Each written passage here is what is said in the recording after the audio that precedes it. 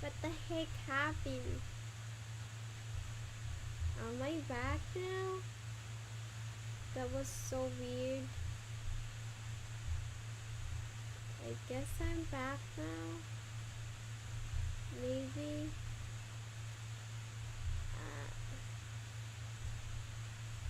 Probably. What the heck?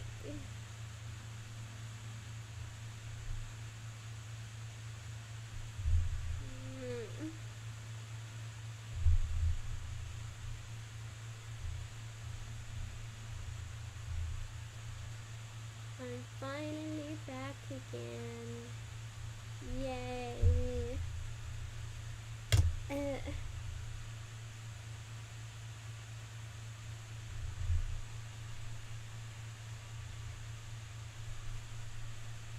Oh my god.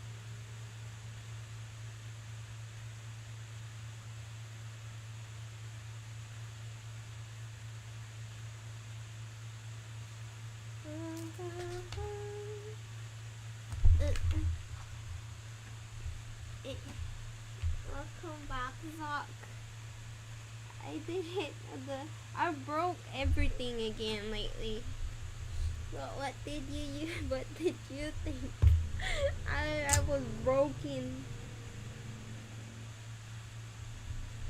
That's only part 1. We're gonna listen to part 2.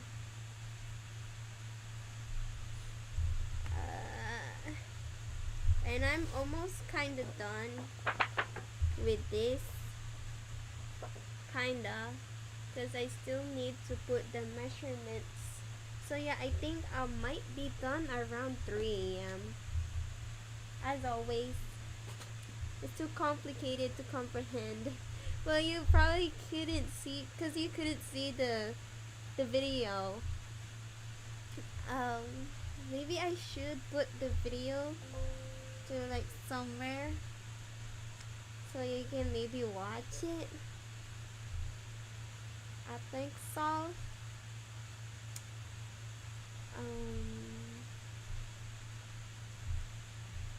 What is this one? Oh wait, that's not it. It's gonna instantly play, I think. But I'll just use the browser or something to show it.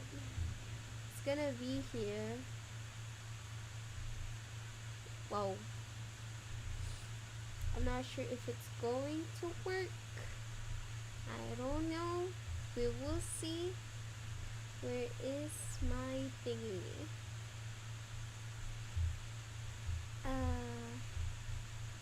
The part 2. They said the truck rolled down weirdly. Like, the truck was in like an upper area. And then, oh my god, I can't explain it in the thingy. You can't see me, so it's gonna be so complicated to show. Oh wait, I can just play it again. Wait, can I? Oh wait, I could screenshot it. Duh. But what part? What was it? I don't remember what part was the video is.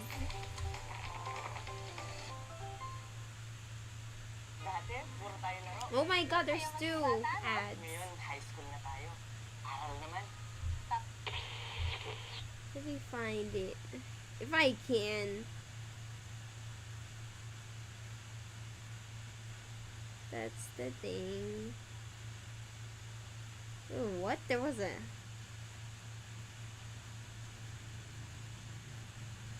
Okay.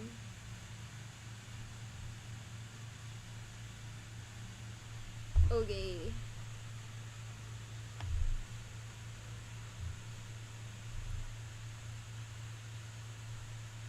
Okay, this is the thing.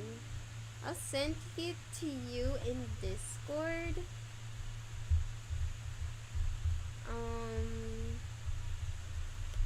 this one they said it was up there.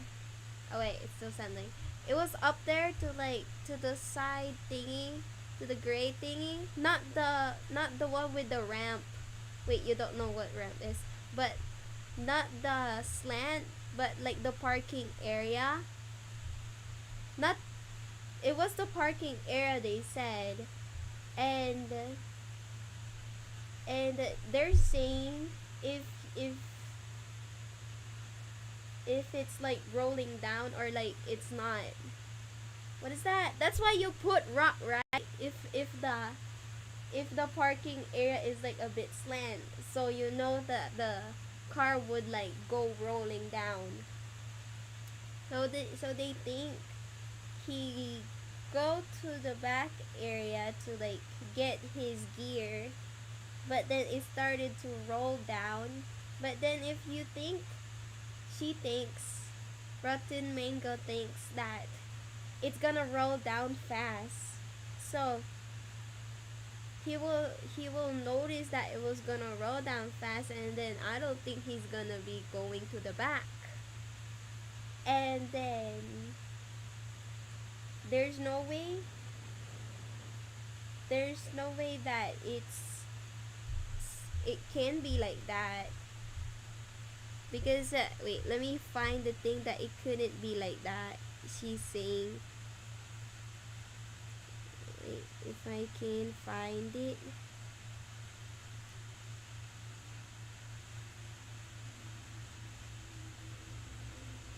Okay, let me find it. Because his head is facing a different way, and the car is facing a different way too. I mean, you already heard it, but where is it? I can't find the thingy. I swear I saw that on how she explained it. Like, it cannot be like that. But then he thinks, the dad thinks that it probably bounced or something.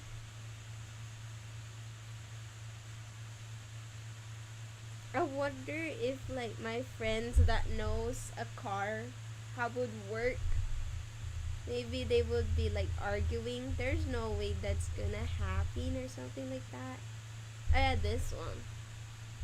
Wait, is it?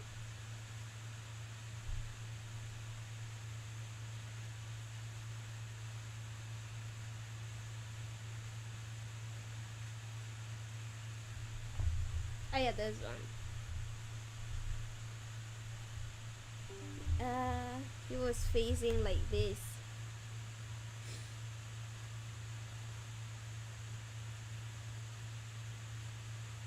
That was so weird.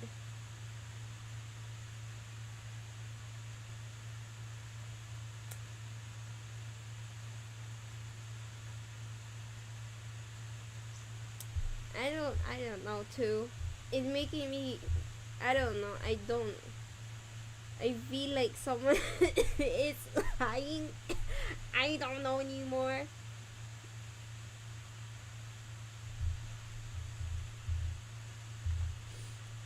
Oh dang it! There's an ad. I'm dying here.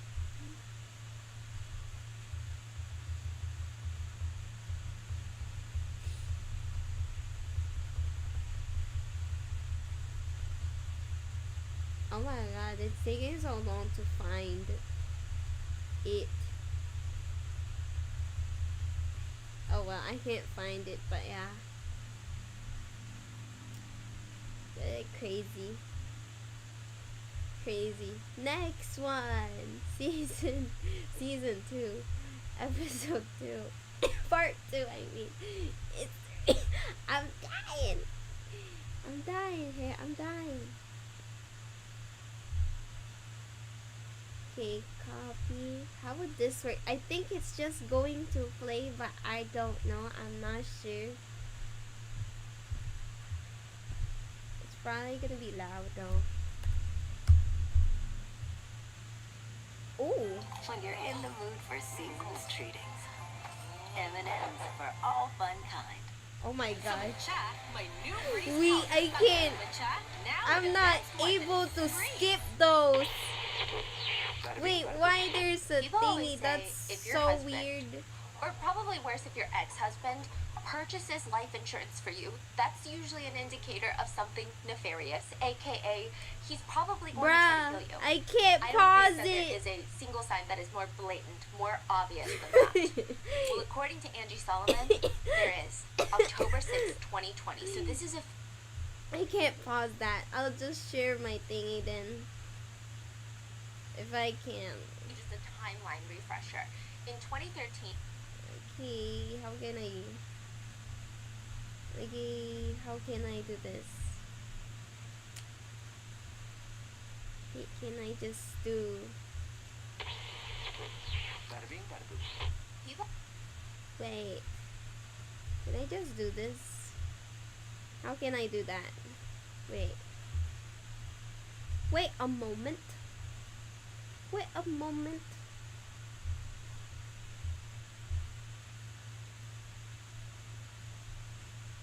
Okay, wait. Zoc, I said wait. Oh, dang it. Huh.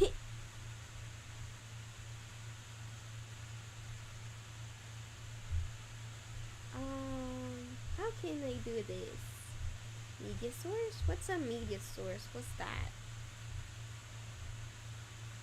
No, that's not it.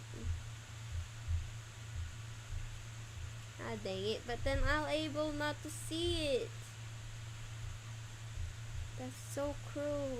I'm very impatient. Yeah, with the ubu. Sure. You're very impatient. Stop it.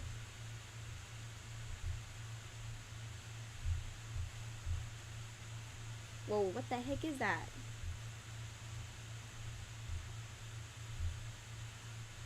Wait, what the heck is that? Wait. Wait, what is that?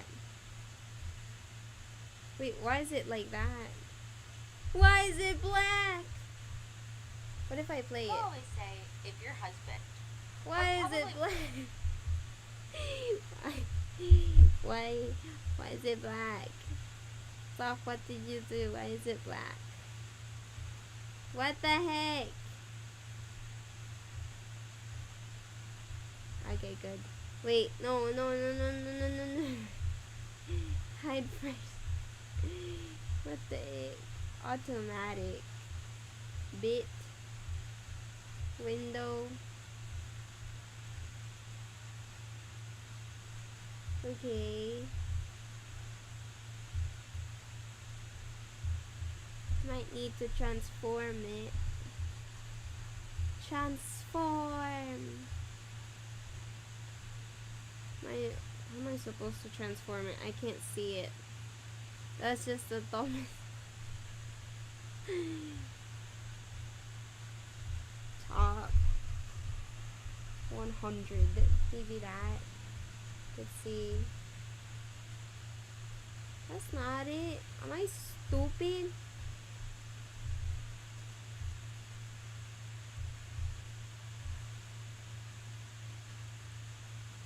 That's enough, right? That's enough. You can see it all.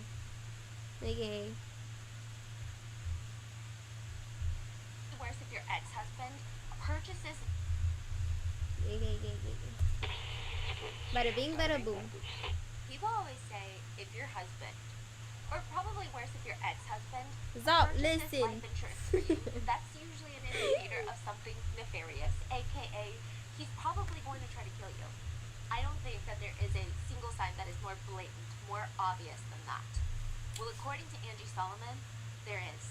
October 6th, 2020. So this is a few months after her They beloved picked son, They Grant picked the Solomon's death. scary picture of all of her picture. Why did they pick that picture? She looks so scary, smiling at the Husband, who's camera. also the dad of Grant Solomon. He goes to purchase 3 more grain plots right next to Grant Solomon.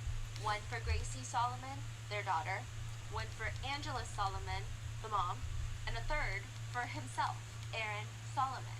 Why would Angie's ex-husband purchase 3 grave plots right next to their deceased 18-year-old son? First of all, Angie and Aaron, they hate each other. They've had a very contentious divorce since 2013. They spent the past almost Why do they decade hate hating each other? and Zach, what did nothing you do? indicates that any event took My place God, which it's made your them fault. reconcile. Zach, they Would hate they really each want to spend the other. afterlife together, laying side by side for the rest of eternity, just letting the soil decompose them? And their daughter, Gracie Solomon, at that point, she was 14 years old, 13 years old. Most likely she's going to grow up, get married, start a family of her own, and want to be laid to rest with them as an old, aging grandmother, right? Unless Aaron Solomon has other plans. The Freedom for Gracie Instagram posts about the grave plots that Aaron purchased. And I'm it reads hungry. in short, why? Why? He and Angie have been divorced for years, all the while he is slandering her to their community.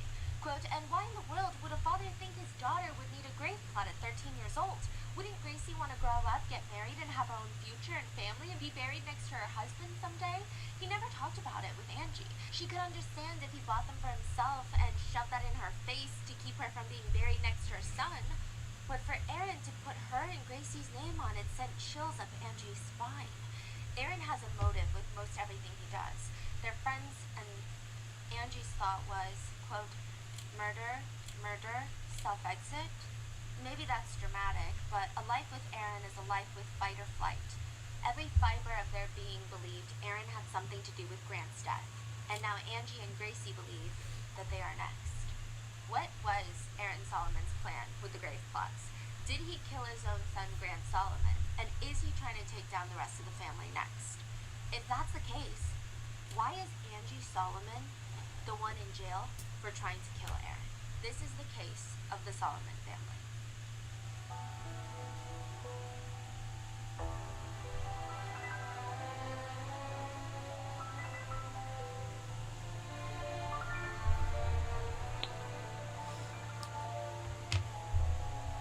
Why is it always me? Because yes.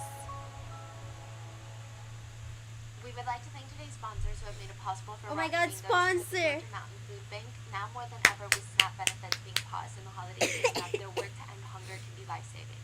This episode's partnerships have also made it possible to support Rotten Mango's growing team, and we'd also like to thank you guys for your continued support.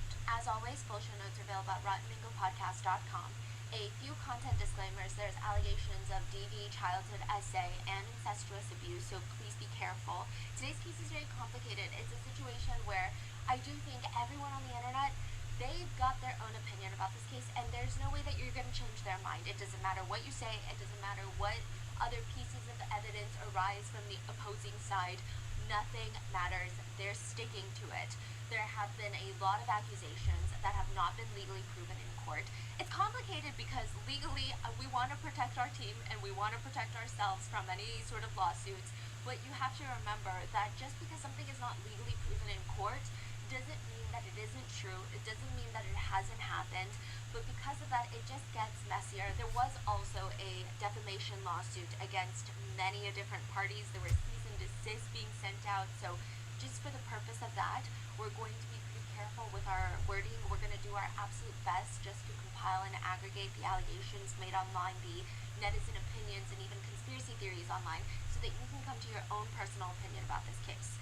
Any alternate theories, opinions, accusations are put forth by either parties involved or by netizens I found online, their comments, and people that have made everything public. Like, everything is publicly available. These are not representative of our own opinions regarding this case.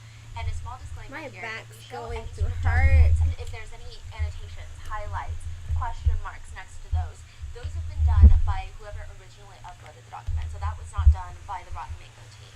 Additionally, one other quick thing, there are lengthy social media posts, lengthy podcasts, lengthy interviews, and an even lengthier defamation lawsuit that was filed in civil court. If there is a statement that I'm reading by quote, again, these are all publicly available information, but some of them have been condensed for brevity without losing the original purpose of the exact statement. So with that being said, let's get into the recap. There's really no effective way way to recap what happened in part one. So please go watch that video or those podcasts first, but I'm going to give you just a timeline refresher. In 2013, Angie and Aaron Solomon go through an exhausting divorce. Angie accuses Aaron of trying to kill her. Aaron accuses Angie of spreading lies and trying to self-exit and then blame it on him, and trying to defame him as well as brainwash the kids to turn them against him, their own dad. Angie's own father testifies against her, and that becomes a huge point of contention in the whole divorce proceedings. It is an exhaustive legal battle. Angie and Aaron continue to fight over custody after 2013, with Angie claiming and alleging, along with their daughter Gracie Solomon, that their father Aaron has been abusing Gracie ever since she was a little girl, primarily essaying her during bath times. That is the primary allegation. There has been multiple open child services investigations against these allegations, and they have been closed without any significant findings. Does that mean that the abuse never happened? That's not what I'm saying. A lot of the time CPS or DFACS or DCS will close investigations just because they're overworked, understaffed, or sometimes you just get a social worker who just doesn't care. That's all you get. That's it. So it doesn't mean that these things didn't happen, but there are multiple open and shut investigations that have found, I guess, no damning evidence against Aaron Solomon. There are other big allegations placed upon Aaron Solomon, such as essay against Gracie, physical abuse against Angie, as well as potentially a human trafficking ring that involves mega church leaders, the governor of Tennessee, a senator of Tennessee, as well as Gracie being a victim of that ring herself. So this is all happening after the divorce.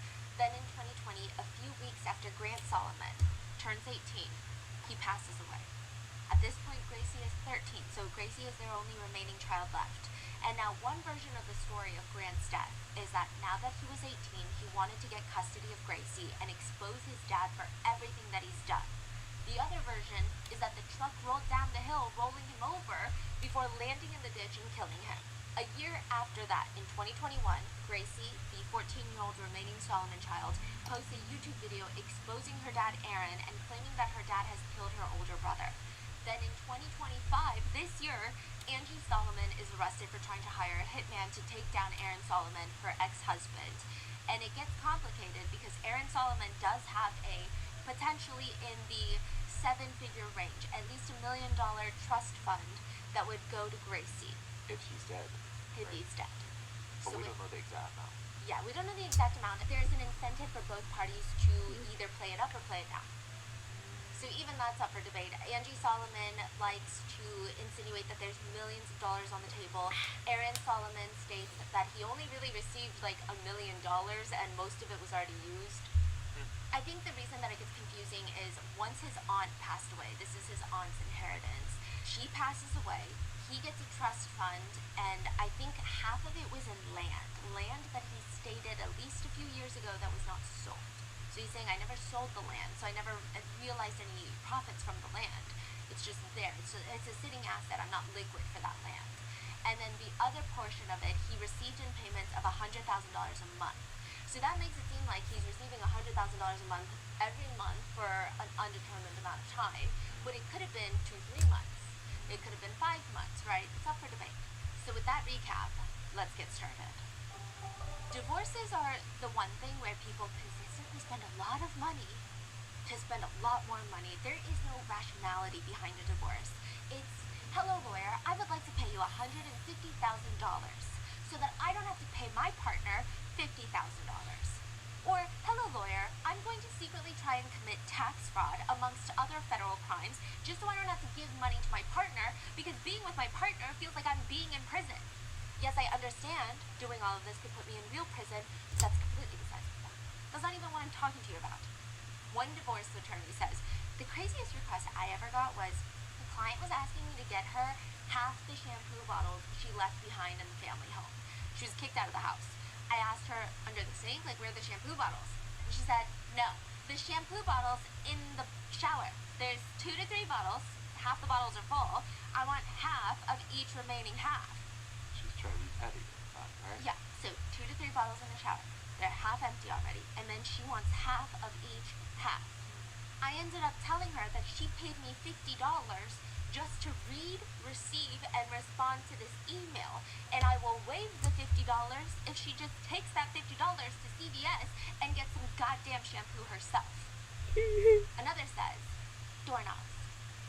It was a regular house. They were not special bronze doorknobs, brass doorknobs. It was a regular builder-grade home, regular doorknobs. Yeah, they fought over it. I offered to buy them new doorknobs if they would just settle. It was bad. Obviously, some people say it's not about the shampoo. It's not about the doorknobs. It's about pure spite and winning. One post online reads, a divorce lawyer told the story of a rather well-to-do couple. They spent months and months and tens of thousands of dollars fighting over absolutely everything, all the way down to a single ceramic ashtray. I can't remember the significance of it, but I think it came from the husband's family side. I don't know, but even after everything that had been decided, they spent many more months, and I think they totally spent $100,000 fighting over a singular ashtray. Then after a court hearing, the wife finally won the ashtray. She promptly strode out to the white courthouse steps and smashed the ceramic ashtray, left the pieces all over for the husband on his way out to see all of it. That is crazy. Yeah.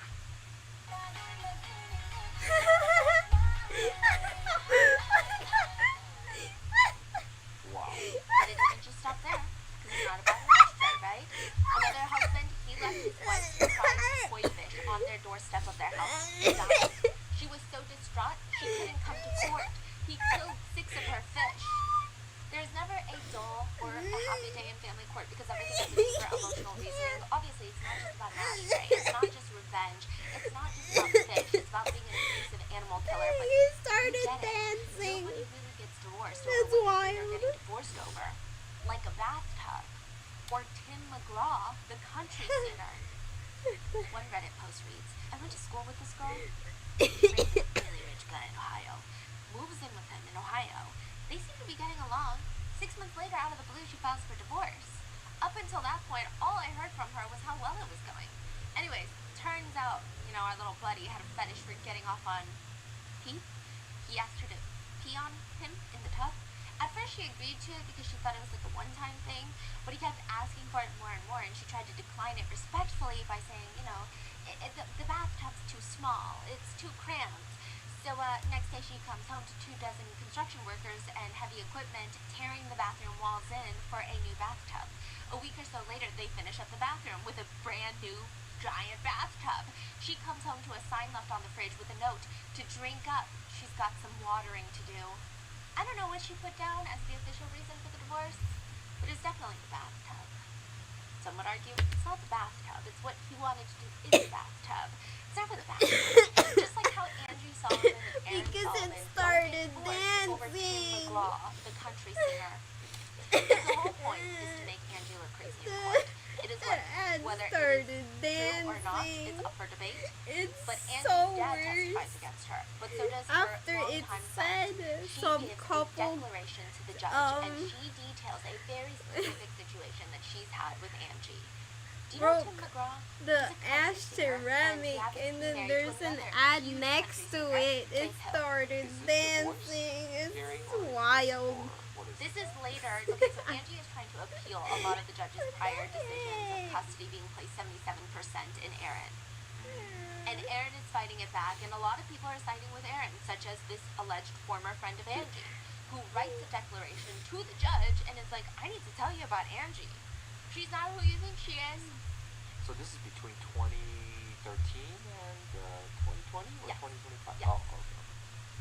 And then he also uses this declaration in a defamation lawsuit later in 2023. I see the friends. Yes. Well, the friend said, that Angie told her Tim McGraw was going to leave his wife, Faith Hill, to be with Angie. Angie's friend writes a declaration and says, Angie claimed that Tim McGraw was singing to her at the concert specifically, obviously staring into her eyes and, quote, hitting on her. She was furious at Aaron because he didn't confront Tim McGraw about this. She also told me that Tim McGraw and Faith Hill were getting a divorce because he was so interested in her. Of course, the McGraws did not get a divorce, and I believe Angie made the whole thing up. Angie is potentially having a Your Name moment at a Tim McGraw concert Maybe she was kidding, maybe this never happened, but in the court system, it's not looking good for Angie. She's not getting a good look from this former friend's declaration. Nor is it a good look that her dad more or less tells the judge that he would not be comfortable if Angie was inside of his house and he was falling asleep. He says he would not be comfortable if his daughter was there while he's asleep. Nobody asked for that kind of example, but damn, he's giving them. He's telling the judge, I'm going to tell you about her condition because I love my daughter. However, she's a compulsive liar. I cannot have a conversation with my daughter. I never look forward to my daughter calling me, although I love to hear her voice. And I love when she tells me about the actions of the kids. I can never expect to have a conversation with her unless there's some untruth that's going to be told. Unless something is going to be stretched. He tells the judge that Angie can never not tell a lie. She's never been able to tell the truth. Which again, this is the same dad that she filed an order of protection against, so we don't know how accurate or how trustworthy his observations are. Meanwhile, most of Angie's doctors all state that she's perfectly capable of being a good and fit mother. They do not see her ever being a danger to her kids or living in a false reality. At least that's what's been reported thus far. Side note, even in 2021, a Nashville EMT comes forward and states that he responded to a call to the Solomon family house years ago. He says he remembers when he got there, Nashville Police Department were already at the scene. They had gone into the house, so the EMTs were mainly standby outside. He was familiar with Aaron Solomon. He had seen him around the neighborhood, probably on the news. He was always cordial. And it was the same energy that night. Aaron Solomon comes out very cordial, very polite with the EMTs. He's telling them, perhaps even apologizing for his wife's actions, stating that his wife is clearly mentally ill and causing all this trouble. What are they there for exactly? A domestic dispute. Oh. Now, Angie Solomon and the two children exit the house, and Aaron's demeanor quickly changes. According to this EMT, he became red in the face, and his facial expression showed that he was very angry, very agitated, and it was very obvious that Aaron was filled with rage. He stated that he recalled that Aaron made a few steps towards Angie, but was stopped by the Nashville Police Department. Furthermore, the EMT allegedly states that it was pretty clear to him and to all of his colleagues who the instigator of this incident was, and they're all thinking that it was Aaron. So Angie's friend and father is pointing finger at Angie, but this EMT and their colleagues are saying Aaron is the problem during those fights. But I mean, you know, a lot of people have been disputing this EMT's version of events because he only came forward a year after Grant Solomon's death, and a lot of the coverage after and during Grant Solomon's passing in 2020 was very anti-Aaron. So some people are wondering if, because this allegedly happened years ago, did he really have such a strong memory of this random couple, and is it accurate? And they're calling to the fact that a lot of eyewitness testimonies are never really accurate, not because people are trying to be deceitful, it's just humans are not that smart. We're not as smart as we think we are. But others are arguing, no, like, I've been an EMT, not me, but like others are arguing, I've been an EMT, and trust me, like, you remember certain people, and they're just like singed into your brain. For whatever reason. I mean, sometimes it's not even like the biggest, craziest call that you get. Sometimes it's just like, I know that guy from church. And so this is going to be singed into my memory whether I like it or not. But more importantly, a lot of Angie's doctors are stating that she's perfectly well and healthy. So why doesn't the judge believe her? According to Angie, a former court-appointed guardian for the kids say, "It is my firm belief that Aaron used wealth and personal connections to win favorable decisions to the detriment of their daughter Gracie, Grant, and Angie Solomon, leaving them open to harassment, sexual, mental, and emotional abuse, and leading to the untimely death of Grant Solomon."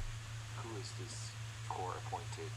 Yeah, okay, so this is like someone who would become the kid's guardian very temporarily while custody is getting resolved. And this particular one has remained anonymous.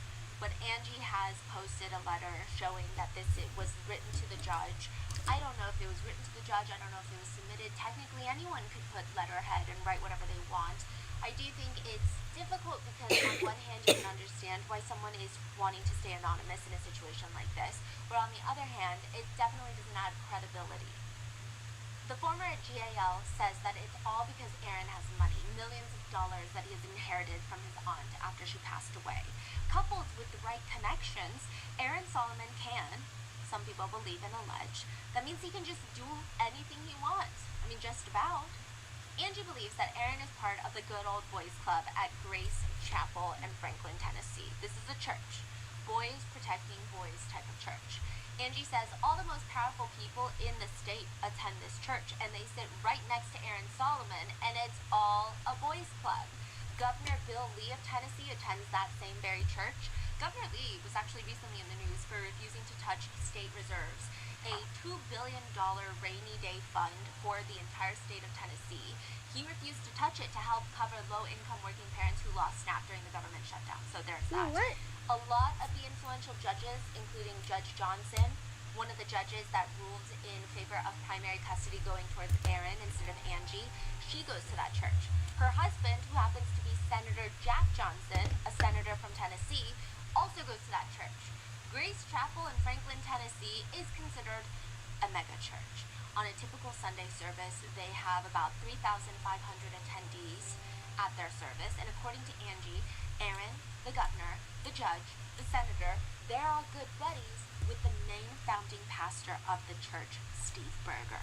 Steve Berger is no longer a pastor at Grace Chapel. He was the founding pastor, but there was church drama because there's always church drama. I think religion, I think organized religion with infighting within the organization is very ugly.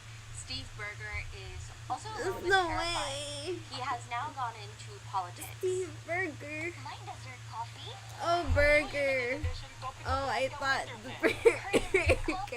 Which is, I think everyone can have their own opinion about what it means So to be religious while also being involved in how the state is run. But Steve Berger has publicly stated that his goal is to disciple members of Congress so that what they learn is then translated into policy. No separation of church and state is his entire dream. Yeah. And it appears that there are connections with him and a congressman who wants to get rid of the second-term rule for presidents, meaning a president can only serve 2 terms. So there's a lot of connections there. Probably a lot of money. It's a mega church. Money, A lot of money. And they're actually sending out cease and desist. So I love a good cease and desist from a church.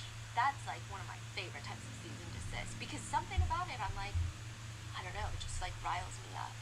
Maybe it's my religious trauma. But anyway, what does that have to do with Angie? Angie claims that allegedly Judge Johnson ruled in favor of Aaron. She, and this is a huge allegation, but this judge would have discussions about all of her cases with the church pastor, Steve Berger. This is what Angie is alleging. And Steve Berger is allegedly close with Aaron Solomon, so he would tell her, God is with Aaron, so maybe you should rule against Angie. That's kind of the allegation at hand. I don't know if that's accurate. I don't know. I don't even know how the structure of a mega church works, if like the founding pastor even hangs out with any of the congregation. It all feels like some bigger coordinated effort is what Angie is saying. And it is very strange. She states that people at the church never paid her any attention. Nobody cared about her. But then suddenly, the night of Grant's memorial service, members of the Grace Chapel Church, quote, inserted themselves into my house. And she's stating that they barged into her house, and they're desperately trying to convince her that Grant died from having abdominal injuries to his organs and that there was hemorrhaging in his stomach. She basically states more or less that they're trying to gaslight her into believing that Grant Solomon died naturally from this accident. With an Instagram post reading on the Freedom for Gracie Instagram, why did these people from Grace Chapel keep trying so hard to gaslight Angie about what happened to her son? Why does Grace Chapel keep appearing at Angie's door or in her text messages the week of Grant's death and weeks after? They never wanted to help Grant, Gracie, or Angie in the years before. Why now? Why in this way? Because the good old boys club. Protect the good old boys club. Some people argue, or it could just be a mega church, and typically with mega churches, I used to go to church back in the day, and like the one thing about mega churches and why people are kind of interested in going to them is there's not as much of a community built around it. So it's not everybody knows everybody's business. And so it could very well be that nobody really talked to Angie until they found out someone from the congregation or someone from the church, they had this tragic accident happen to their son. And so now they're actively reaching out because that's maybe what God would want them to do. I don't know, right? I don't know. There is that argument out there floating around. But the theory of the good old boys club changes in the degree of severity. There's like a light, medium, dark version. The light version. Some people believe good old boys club, there really is no good old boys club. That insinuates there there's some sort of conspiracy, there's some sort of organized effort, and there really isn't. It's just men protecting men, typically, from allegations of abuse. It's less of a coordinated effort to make sure Aaron is found not guilty, but more so internal misogynistic biases. Our good friend Aaron from the church, he could not do such a thing. Like, not our Aaron. We've been going to church with Aaron for years. We would have known if he was doing something like that. No, our judgment is perfectly great still. There's no way. Angie, however, I always knew she was a little cuckoo. I never really even talked to her. She barely comes to church. They believe it's just coming from people who are probably very powerful in the church, and a lot of them, in netizen opinion, are not good people. However, are they really going to help Aaron in particular? It's probably just this internal bias that they have. A lot of these netizens that believe in this theory think Aaron's not even part of the elite. I mean, it's unclear how much Aaron Solomon is worth. According to a few transcripts, probably $1 to $2 million, which is a substantial amount, but it's not I'm going to DC and swaying congressman amount. It's not lobbying and taking a private jet to the tech industry to lobby something. You know, it's okay to these people. So would they really protect him? No, it's probably just a matter of, oh, I know that guy from church. No, he's a nice guy. And Angie, she seems a little crazy. I'm like, where's the evidence? I don't see any evidence, so we're going to rule in favor of him. The next level up, like the medium conspiracy, is that Aaron knows something about these very powerful people, and they are working together to make sure that he's happy so he doesn't tell anyone what he knows. Why would Aaron know anything? Well, he goes to the church, maybe he's got eyes and ears. Maybe he just happened to be at the right place at the right time, or he previously worked as a news anchor. Perhaps he came across information on Tennessee's finest and greatest people that would make it harder for them to get reelected, make it harder for them to make a bigger step into Washington. Now, a few things about this particular theory I will note is Aaron Solomon was not a big name in the news world. You know, he was mainly a sports anchor, not a super well-known one at that. He was not on ESPN covering the Super Bowl. He was just a local sports anchor and then a local morning news host for the local TV. It's very rare that these anchors are privy to such sensitive information about the elite, especially when you're not at the top. Like, I would think, like, the nation's handful of top anchors maybe know a little too much, and that might be it. I mean, these are incredible positions, incredible opportunities. I'm not discounting anything about his career trajectory, but I'm just saying I don't think that would naturally put him in a position to gain any blackmail material or any sort of high-level information on these people. However, he could have just been at the right place, at the right time, whether it be at work or whether it be at the church. Then we have the dark theory, the most intense theory, the severity of the allegations of this one being incredibly high if true. At one point, Angie claims that these guys all run a sex trafficking ring in Tennessee, that they're all involved, stating that Aaron trafficked his own daughter Gracie to these people. On the Freedom for Gracie website, on the Angie's About Me page, it reads, over the next decade, Angie would go on to battle not only her ex-husband, but a corrupt court system, a cult-like private school, and a church with connections to the highest offices in the country. I don't know if any of these allegations are true. And also, 2 things could be true, and 3 things could be true at once. So I don't know how connected all of these different facts are, but here's where it does get weird. According to Grant's girlfriend at the time, Hannah, and a lot of his other friends, Grant had set up a meeting with the founding pastor, Steve Berger, the main pastor, to talk about how his dad, Aaron, had been abusive towards him. Really? Yes. So this is pretty confirmed by, like, third parties. yeah, I understand some people's skepticism against Angie. I understand some people's skepticism not against Gracie, because I think that ultimately, whichever way you spin it, whichever way, if Aaron is bad, or if Angie is bad, or both of them are bad, ultimately, Grant and Gracie are the victims in this story. Regardless, right? Some people do have skepticism towards what Angie is also alleging with Gracie. because some people are saying that she could be manipulating Gracie or brainwashing Gracie or making Gracie say these things. Some people point to Gracie's YouTube video saying that she doesn't look comfortable. Some people say these don't sound like words that a 14-year-old uses. The fact that she's reading off of a paper, her body language, she's glancing off camera at times. People are all using that to try and say that Angie is brainwashing Gracie into saying these things. So regardless, I think when it comes from a third party who really has nothing to gain from saying anything, it's interesting. Now, Grant's girlfriend at the time, Hannah, she has corroborated that Grant never really talked much about his dad, but when he did, he just never really seemed to want to go to his dad's place. Remember, there was one time he was crying in the car because he just didn't like the idea of going to his dad's house. So he didn't. And he was always oddly very protective of Hannah around his own dad, which he thought was interesting. But she states that Grant had an appointment with Steve Berger and was going to tell him about the abuse that his dad was inflicting. Aminin nyo nga. May namamagitan Huh? kasi ng dalawa. What the heck?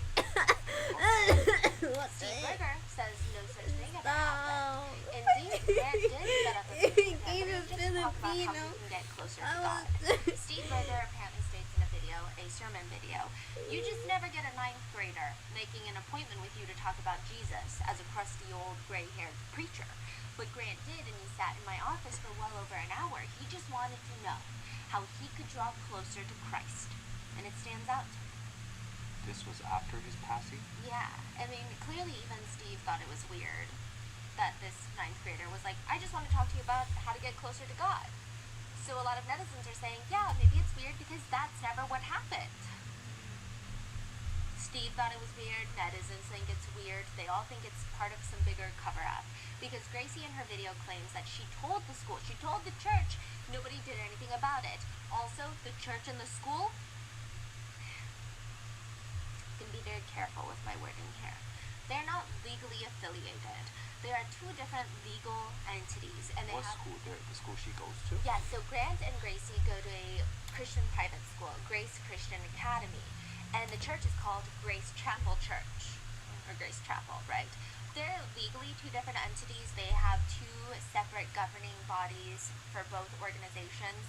It's like if What's the connection though, besides the name? Are they...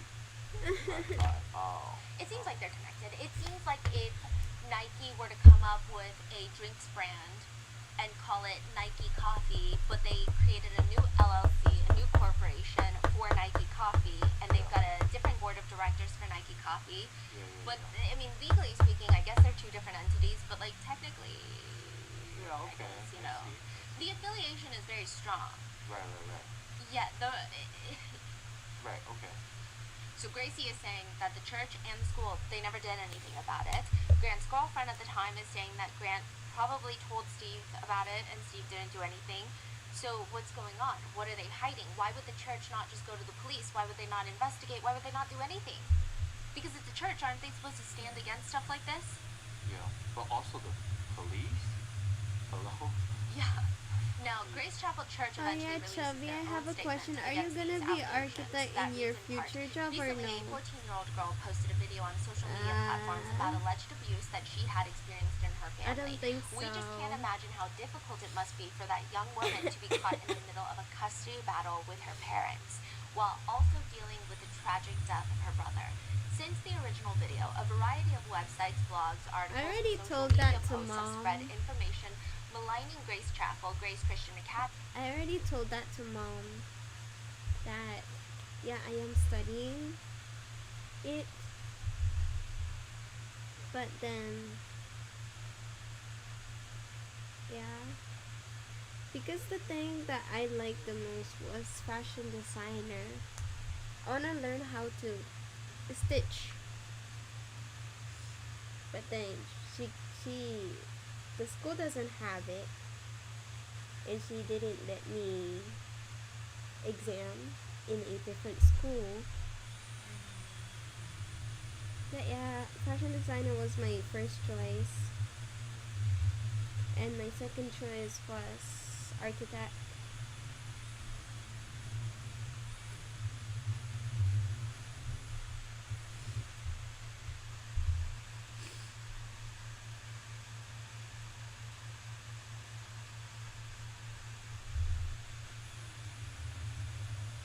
But yeah, I said to her, what if um I didn't really say it to her like saying like, yeah, I'm studying architect, but I don't think it's going to be my job. I just told her that what if I'm just studying, but I don't think I'll be an architect in the future.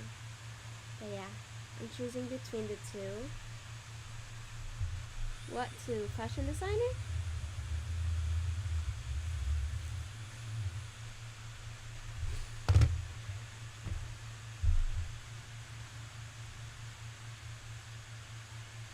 The thing is, I didn't try it because mom suddenly said like, yeah, you, but then you're gonna have to make your own what is it, boutique, and I got kind of like pressured to it. Like I was thinking, oh yeah, I need to like start it, like blah blah blah. I need to get some customers.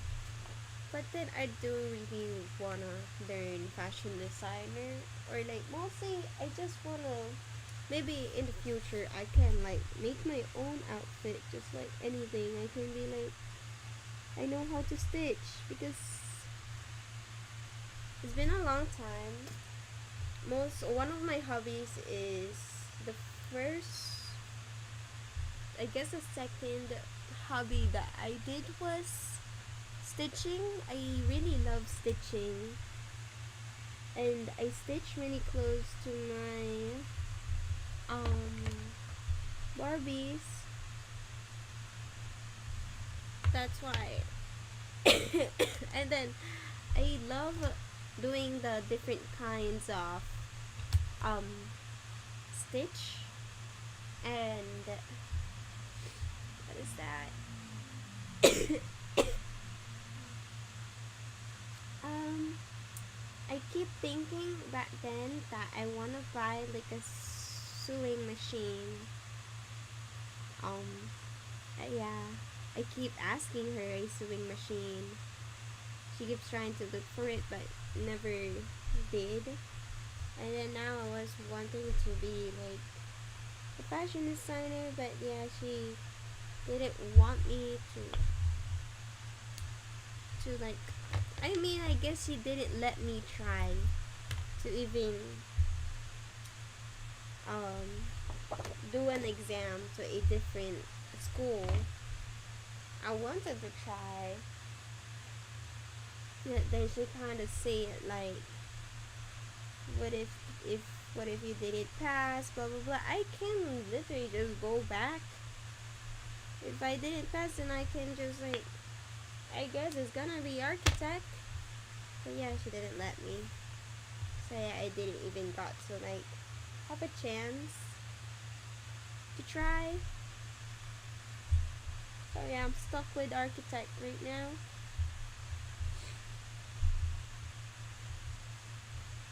Oh shoot, that's so dumb.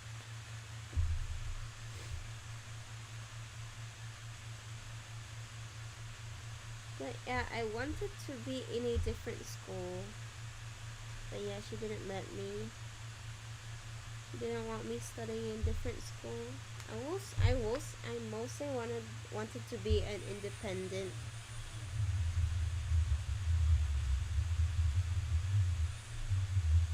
But for me, I think architect's been fun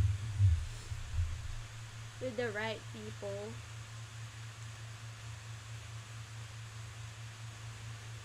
Um,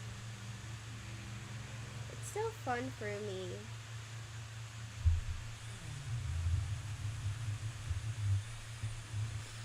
I think I'll be going for architect for now. I want to recreate those structures in my real dreams. Nice. mm, mm.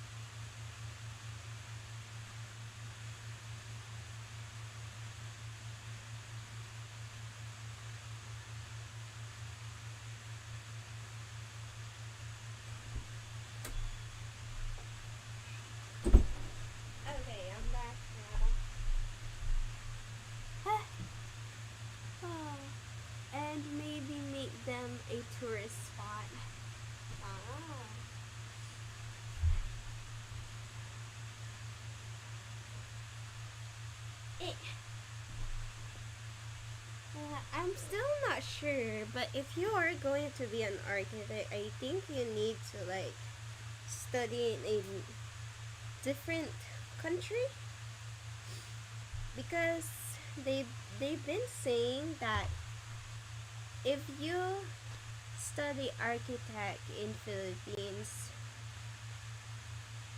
your license is only be going to be only in this country. But if you are going in a different country, I'm not sure if it's true.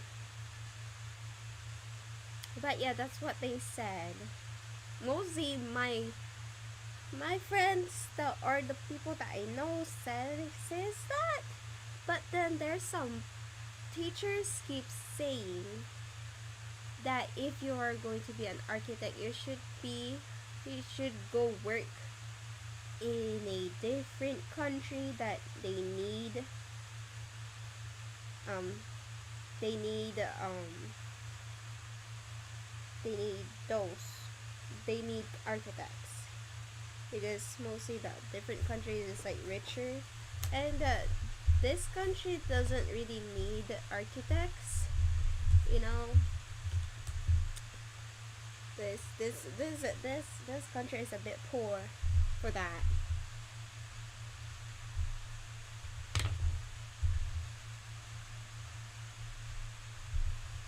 Not just damn, I want to study or work abroad, but I'm not really good at taking care of myself. That's why you need to learn.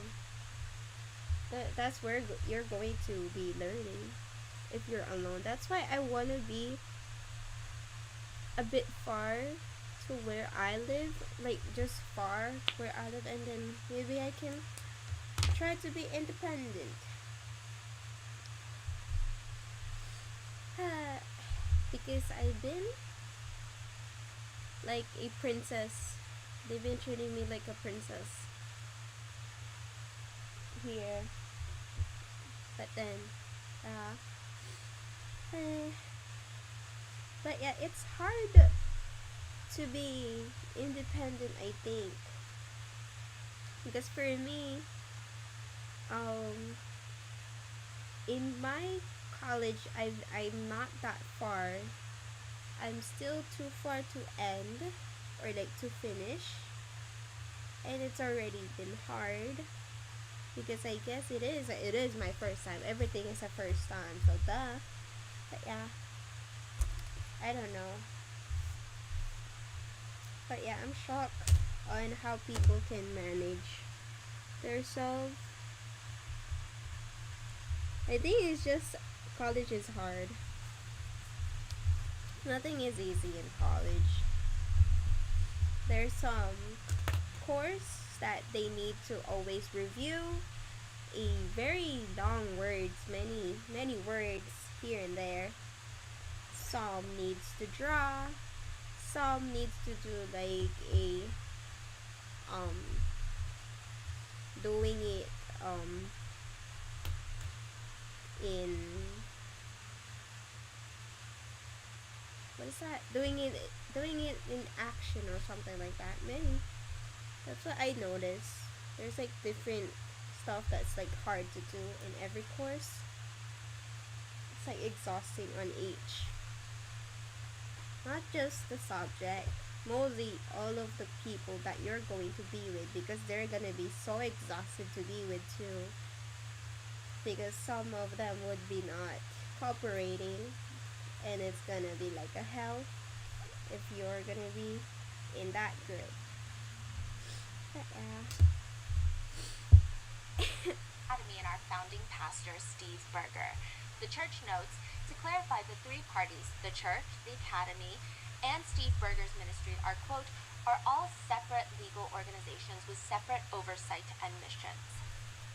Which again, if you have to word it like that, it just means that there must be some level of entanglement, perhaps even just socially, because the wording is very precise, that there are three separate legal organizations with separate oversight.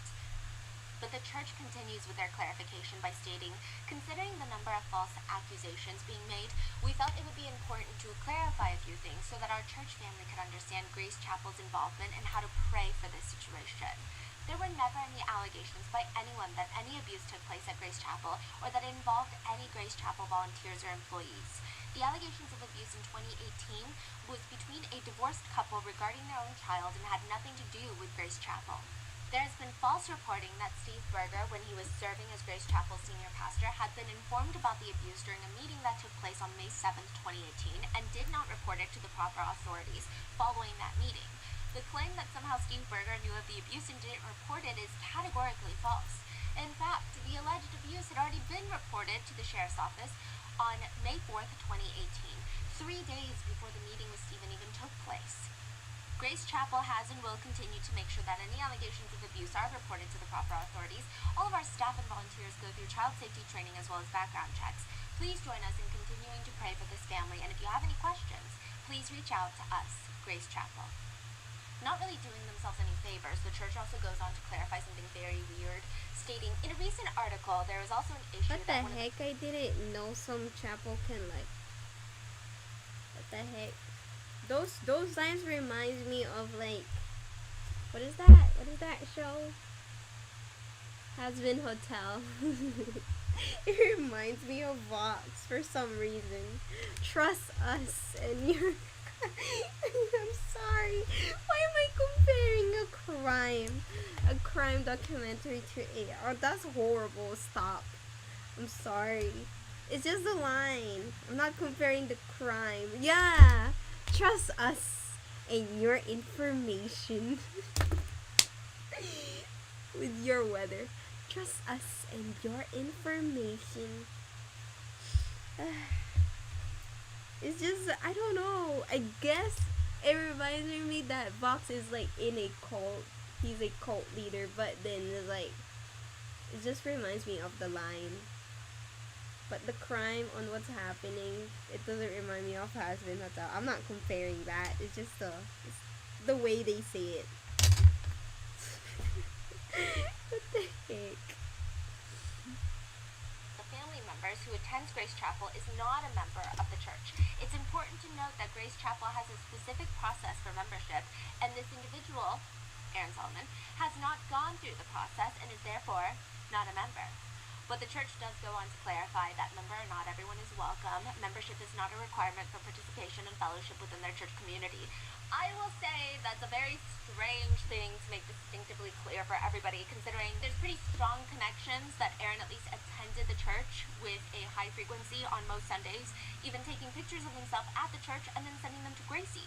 2 Sundays in a row, he texts pictures of himself at the church, writing to her, "At church, thinking of you, love you, miss you, heart." Then the next Sunday, a picture of the church and an accompanying message. Pastor Steve mentioned Grant for the 3rd Sunday in a row and preached about heaven today. Hope you can watch it. Because, it's a mega church. They like to upload their sermons onto YouTube and stuff. I don't know if the church is involved. I don't know if the church is not involved. I also think that I have way too much religious trauma to even come to an appropriate conclusion without being tainted by my own anecdotal evidence and personal opinions, right? But I do think that the responses are just a little weird. I've met a lot of religious people. I've met a lot of people of faith, and regardless of the fact that of anything, really, I don't think any of them would respond I forgot. I'm to sorry. such a sensitive topic and allegation in this manner. It was just weird. It was just weird, and I think it just makes everything feel unsettling. Yeah. It feels a little heartless. Even the way that they write about Gracie feels a little bit heartless. The way that they write about the family, even if they are not involved, even if they're being dragged online, I think that there are better ways to go about it. I would imagine more of a business entity, a corporation, to respond in this apathetic, cold, legalese type of way. But anyway, that's just an opinion that has no indication of guilt or innocence. Yeah. Now, on top of that, the church has also been sending out cease and desist letters to creators. I don't think that I'll be on the receiving end of one. However, it would not be the first time.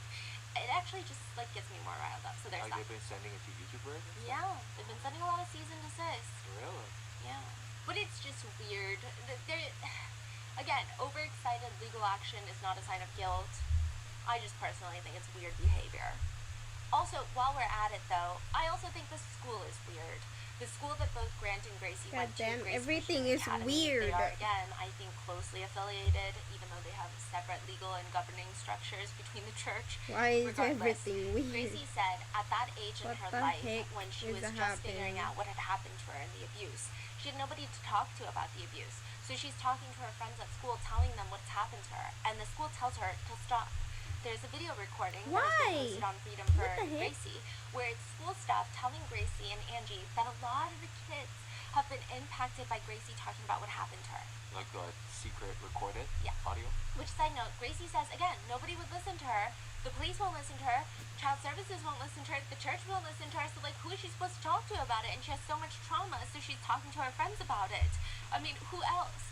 And the school administrators are heard saying, I've had 3 parents over the weekend that said, my child came up to me and asked me, what is total abuse?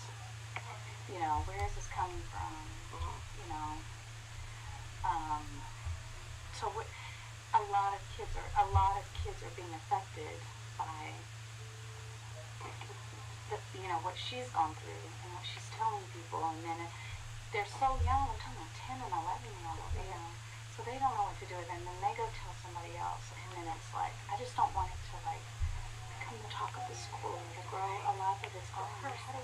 I get it. I think it could be startling for some parents, but also it could be a great time to teach your 13, 14-year-old kid Yeah. about abuse and what to do if you witness abuse, or if your friend tells you about abuse, or if you become a victim of abuse, or, I don't know, teach your kids not to abuse. The school, though, the tone they use makes it seem more like it's upsetting the parents, it's upsetting the kids, they're not ready to have this conversation, so let's not talk about it.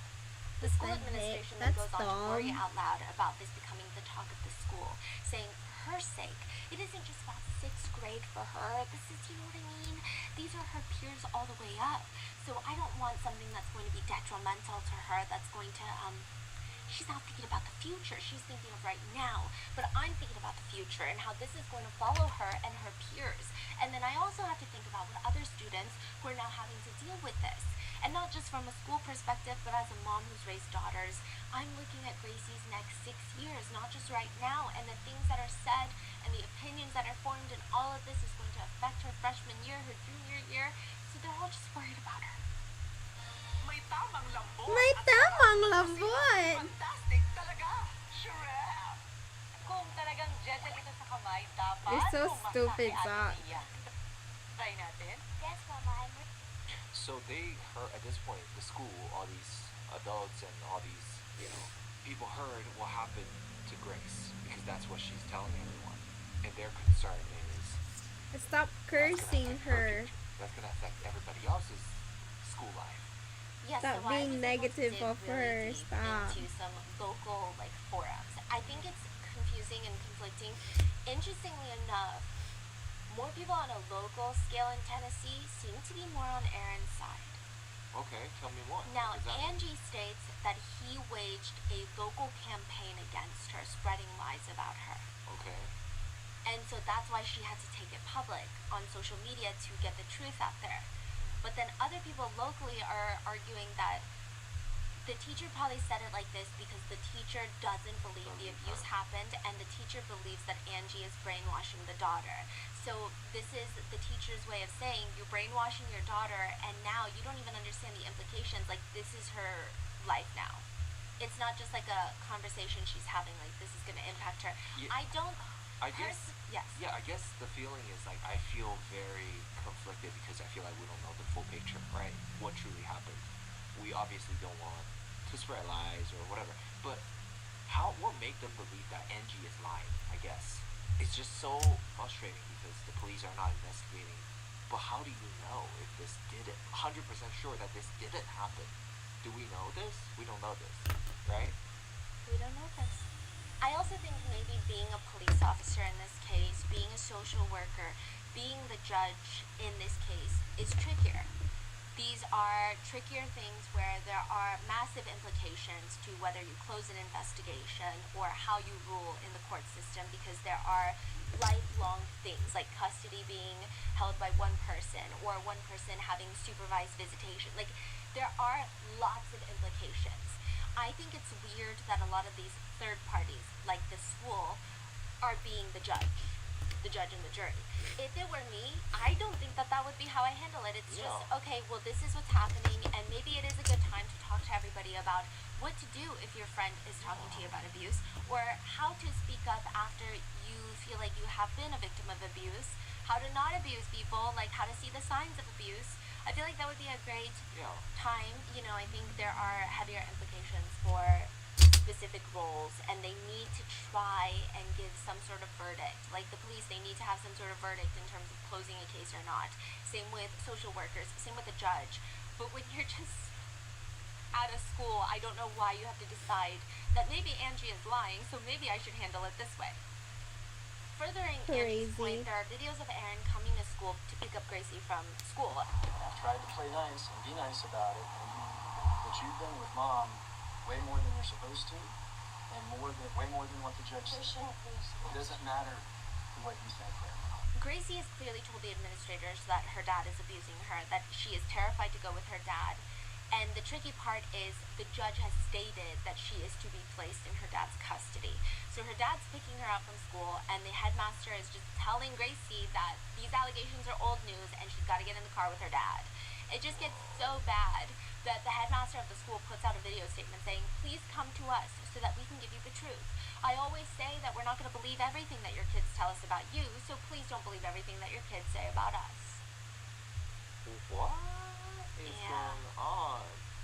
That seems to be kind of the way that they do things. I don't know. I guess it's just weird. Again, there's no implication of guilt here through my wording. I'm just saying that, in my personal opinion, it's just a very weird situation. But when it comes to allegations that Angie has brought against Aaron, there isn't as much concrete, detailed evidence to the allegations as maybe a judge would want. It doesn't mean that these things didn't happen, but just the nature of a lot of assaults, the nature of being essayed by someone, allegedly by someone that is your guardian. The whole point is to not leave evidence. The whole point is to not get caught. So we don't really have much concrete evidence, but we do have heavily disputed pictures. Remember we talked about the bruising on Gracie's upper thigh? Angie claims that it was from abuse. Aaron claims it was from a swimsuit. It's not clear. There's also another picture that Angie shows as evidence of Gracie's eyes. Her eye bags are super swollen. She has dark circles. Angie claims that this is after Gracie was with her dad for an extended period of time. She would come back, and this was clearly a sign of abuse. I feel like my eyes have looked like this before. It's like some sort of really bad allergic reaction. She did have eye surgery previously. I'm not sure what it was for, but there are mentions in a court transcript of Gracie having eye surgery and then moving into the primary bedroom with her parents for a while. So I don't know if this is from the eye surgery. I don't know if she's always had issues with her eyes. So there's just been all of these heavily disputed pictures. Everything is disputed is what I'm trying to say. So it's very hard to definitively say anything. But one thing that seems less disputed is Grant Solomon's death. Most netizens think it's very suspicious. One netizen writes, I mean, this makes no sense. Whoever is covering up this murder is an idiot. Everyone sees it, yet the justice system has done nothing. Aaron Solomon should be rotting in a jail cell for first-degree murder. Another comment reads, Angie was railroaded in her case, and she had to jump through all these hoops to even just be able to see her children. The courts made her out to be a mad woman, completely crazy and unfit, which is maybe why Angie felt compelled to take matters into her own hands by trying to hire a hitman who happened to be an undercover agent. 5:30 p.m. Friday night, Aaron gets a phone call. It's not a number he recognizes, but he picks it up. Hello? It's the Tennessee Bureau of Investigation. Are you home? No? Well, I've got a man at your door right now. Aaron says he already knows it's probably to do with Angie. He's explaining to the investigator that he's actually out of town, ironically, for a wedding, a celebration of love. Aaron says the investigators pretty bluntly just tell him, well, since you're out of town, I'm just gonna go ahead and tell you, we arrested your ex-wife. She tried to hire someone to kill you, and she's being booked right now. Aaron says in that moment, he just, quote, I was in disbelief. I was in shock. I was like, you gotta be kidding me. This is not real. This is not happening to me. And since the divorce, Grant's death, and the subsequent social media discourse, Erin has decided briefly to sue Angie and her friends. Angie's friends? Who are they? Yes, who are also helping her allegedly run social media accounts that are, Freedom for Gracie's website, her Instagram. Some of them are posting on their personal pages, but for defamation. Erin's attorney argues in this defamation lawsuit that the defendants, Angie and her friends, are only concerned with destroying plaintiff and generating outrage on social media in an effort to raise money and sell products. While they have tried to paint themselves as noble defenders of free speech, in reality, this is a campaign of malicious bullying, cyberstalking, generating clicks, and spreading lies. So there are three camps of people. One who believe that Erin is an abusive killer and he found a way to make Angie seem crazy so that no one in the justice system believes her, and he's getting away with not even just essaying his own daughter, but for killing his son who was trying to save his sister. I'm sorry, what happened to the defamation lawsuit? So he decided that he was not going to go through with it. He withdrew his defamation lawsuit. Really? And I think the main reason is this was like I forget how many pages that lawsuit was. It was a lot of pages and there was so many exhibits. It was hundreds of pages. The whole point of a defamation lawsuit is to argue that you have lost a lot of money. There was no way to prove that he lost money, and also the fact that he hired an attorney to put together this very heavy documentation. That's going to cost a lot of money. Defamation lawyers, they don't do anything pro bono typically, and they don't just like write a whole lawsuit and file it for free. So I think it just would not have, it would have just burned money. So or he could have known that he's lying about being defamed, right? I don't know, right? You could spin it either way, but just let's say benefit of the doubt, it could be just the money wasn't making sense. It could be also the fact that he knows that Angie maybe doesn't have money. So it's like, okay, you're spending all of this money, Angie doesn't have money to give, even if you win.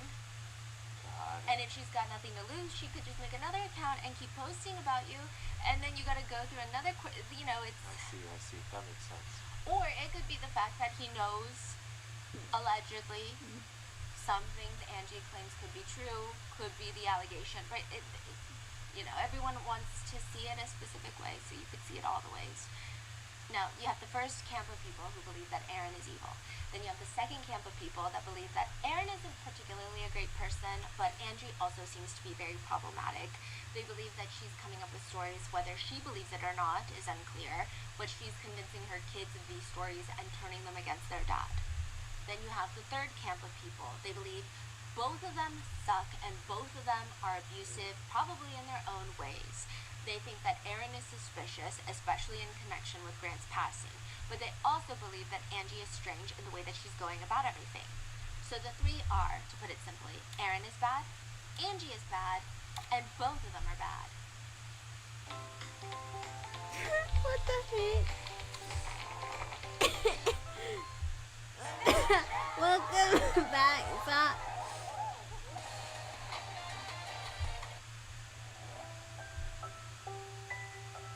It's so cold. From Oh executive my God. producer Ryan Murphy. Yeah, we're comes still your next TV watching. Obsession, All's Fair, starring Kim Kardashian, Naomi Watts, Niecy Nash-Betts, Tiana Taylor, with Sarah Paulson and Glenn Close. A team of female divorce attorneys lead a male-dominated firm to open their own powerhouse practice. Fierce, brilliant, and emotionally complicated, they navigate high-stakes breakups, scandalous secrets, and shifting allegiances, both in the courtroom and within their own ranks, in serious style. In a world where money talks and love is a battleground, these women don't just play the game, they change it. They'll never settle. Don't miss this show everyone will be talking about. And watch All's Fair, now streaming on Hulu and Hulu on Disney Plus for bundle subscribers. Terms apply.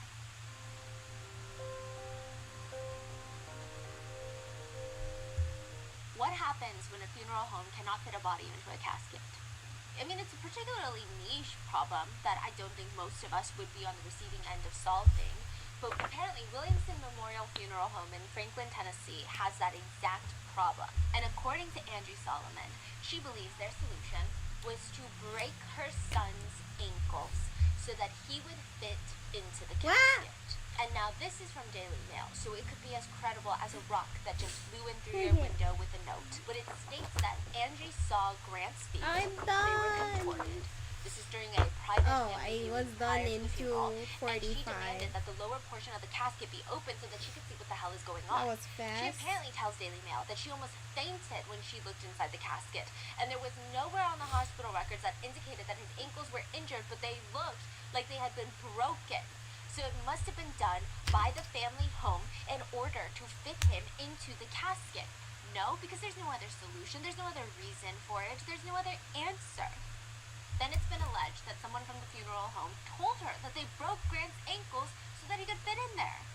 Crazy. These allegations kickstart a Tennessee Department of Commerce and Insurance Board investigation, and they have, at their board meeting, a statement.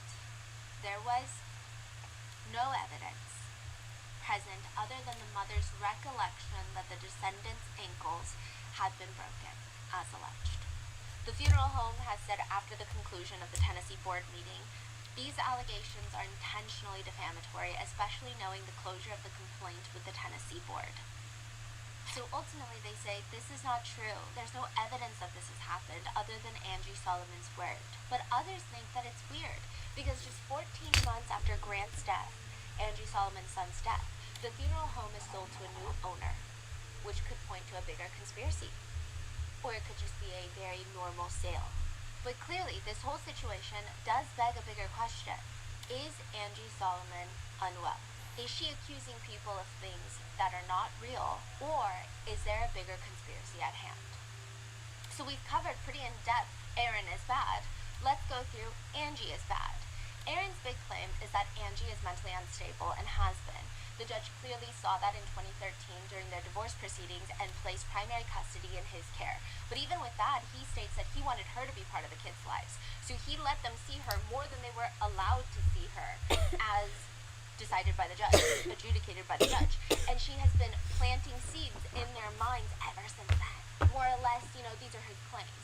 That Gracie has been brainwashed via parental alienation, which is when one parent alienates the child from the other parent by spreading lies and manipulating them. It's actually a pretty common thing, but, to believe that her dad Aaron has been essaying her since she's a kid.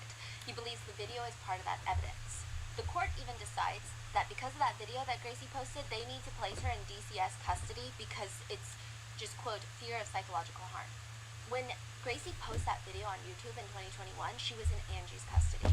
After that YouTube video goes up, Gracie is briefly taken out of Angie's care by the Department of Child Services because they think that there is fear of psychological harm being done in the household. Finally. One of Angie's former friends even tells the judge, Angie will say whatever she needs to say to get whatever she wants. She can be extremely persuasive to a grown adult. How much more can she influence a child? I am appalled that she has destroyed Gracie's relationship with her father and completely disregarded Where's my Gracie's best phone? interest in privacy in mounting this campaign against Aaron. Aaron's lawsuit against Angie states that Angie and her side have allegedly shared highly confidential documents and testimony from juvenile court proceedings that contain sensitive information about their children with the intent of those being shared online. So his whole argument is like, if she were a good mother, she wouldn't even do this. Others are arguing, well, she did go to the police, she did go to child services multiple times before resorting to this. It's not like this was the first step in her process. So people are confused. I think each side has their own beliefs. The whole thing, though, Aaron is saying, Angie is ruining Gracie's life without even considering what she's doing, all for the sake of taking him down and getting donations. He states in his lawsuit, I do not blame Gracie for these ever-changing allegations. I believe she is merely a victim of severe parental alienation by her mother. She has been hearing horrible and untrue things about me from her mother since she was a small girl. My name is Gracie Solomon. I'm 14 years old, and I'm here to tell my story. I just want to say before we get into any of this that it's coming straight from me. It's all me, and no one else. So, watch me. In the video, Gracie states that she's doing this on her own free will. But later in a podcast, Gracie's not there, but Angie states that because of that video, Gracie was placed in DCS custody, and she says, for the video that she didn't even willingly do. For the video, she didn't even willingly do. AKA, so did she willingly do the video by her own free will, or was it not? I don't know. That's bad. For Aaron's lawsuit against Angie, he provides a lot of declarations, sworn documents by people who want to share their perspective with their judge, mainly anti-Angie perspectives, which either means a lot of people don't like or don't trust Angie, or this could be the good old boys club at work. I don't know. I guess it's up for you to decide which one is true. The funeral director gave a declaration to the judge where they state that Angie was there with Aaron when the entire family purchased grave plots near Grant's gravesite. So she's saying, I'm so shocked that because I went online, and Angie is making it seem like she came across this information and was so shocked and thought it was like, oh my god, all I could think about was murder, like he's gonna murder us, basically. But the funeral director states, I asked who would be handling the financial part of the arrangements. Ms. Solomon was adamant that Mr. Solomon would be handling all contracts and payment, and that she would not be responsible for the payment. Basically saying that Angie was the one that wanted it more than Aaron, it seems. They write, any suggestion that these plots were selected or purchased without the knowledge or input of Angie Solomon is not accurate. Side note, she also states how they have strict policies of not having loose items on the grounds. Like, it's very hard for them. This is actually across most funeral homes and memorial grounds. You can only have very specific bases that are usually, like, welded into the signage. Oh. The marker, the grave marker. You cannot put anything on next You to cannot. it on there. You cannot go and place teddy bears. Okay, so typically what happens is the weekend of a funeral, you can. Right. They How don't want you things get just neat everywhere. But you lines? cannot, because just Those maintaining the ground, look they have neat. to mow the grass. And a lot Someone- of people pay a lot of money for The specific funny thing funeral is- sites because they want. Someone would be so much better than me. They have more cleaner and beautiful lettering. If you only see that, I guess you would think that that looks nice, because that's the only thing that you see. But there's more better. There's more. I know a person that's so good with lettering, and that's so more good in line weights. We call it line weights. But yeah, they're more good at doing this stuff. I'm not even that good. I try to be. I've been trying to be. It's so hard. But yeah. I'm slowly getting into it. I'm kind of loving slowly my lettering. But yeah, there would be more gorgeous lettering than me.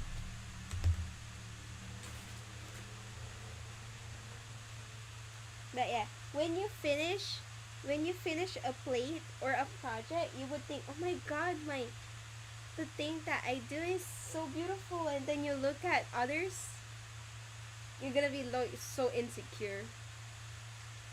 You're not gonna be insecure of yourself. You're gonna be insecure on how they do their project.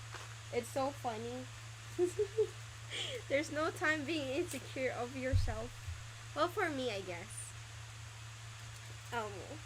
I mostly bully myself, but right now I'm mostly insecure on how they do their own project, because it's so gorgeous.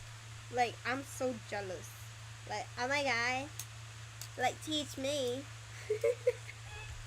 Like, oh my god.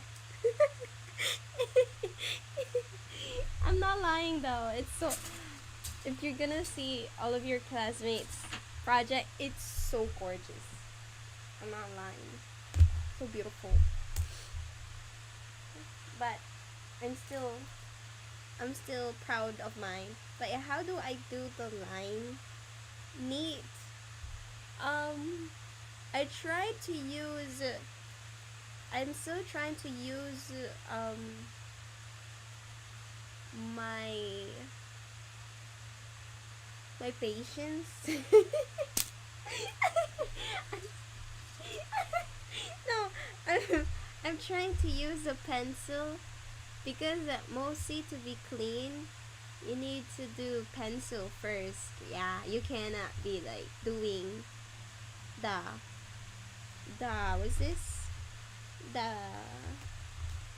pen. You cannot. Yeah.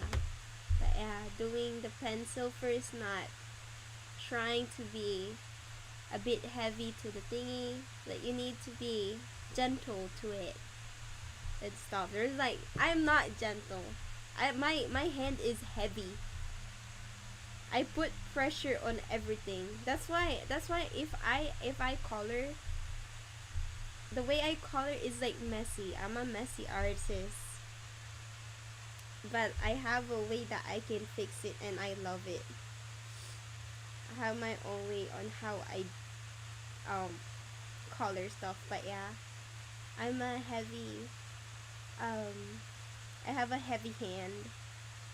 But now I try to be like a gentle to it because I need to, and different line weights because there's like different points, like a different thickness and thin for the pencils, and you still need to be using them gently. But yeah, I have heavy hands too. My friends say it hurt. No, but I mean, I guess, but I mean by like drawing, like you pressure it too much that it's like the lines are too thick or like too dark, and you cannot really erase it no more in the paper. But yeah. But if you got some stuff wrong, there is a way that you can erase the pen. It's called a hard eraser, but then I don't have it. I need to buy another one because for some reason my hard eraser isn't missing. I don't know where I put it. Yeah, in drawing too, but I think I'm able to gentle myself, whatever that's called. Yeah, I don't know what is it called too. But yeah, that's it. It's so funny. Their loved one's gravesite to be well maintained and the grass to be lush and all But of these thank different you. specific things. You think And so my it is a lines strict are policy neat? that Oh my they're not god, allowed to have stop, these items on stop. the ground. It's very hard for them to maintain. Well, for Grant's gravesite, the funeral director says in her declaration that for a long time people were leaving baseball stuff, like baseballs, loose baseballs, baseball bats, like little baseball figurines, baseball hats, like all of these things. And the funeral home tried their best to I'm be so kind, I accommodating, know, not just right? for the weekend of the funeral, but even for a little while after, because they were thinking, well, this is a young man who died abruptly, so we want to be as accommodating towards any friends or family who are just making their way out to the gravesite to pay their respects. Oh yeah, that's probably why I'm fast at finishing my project because I don't have patience.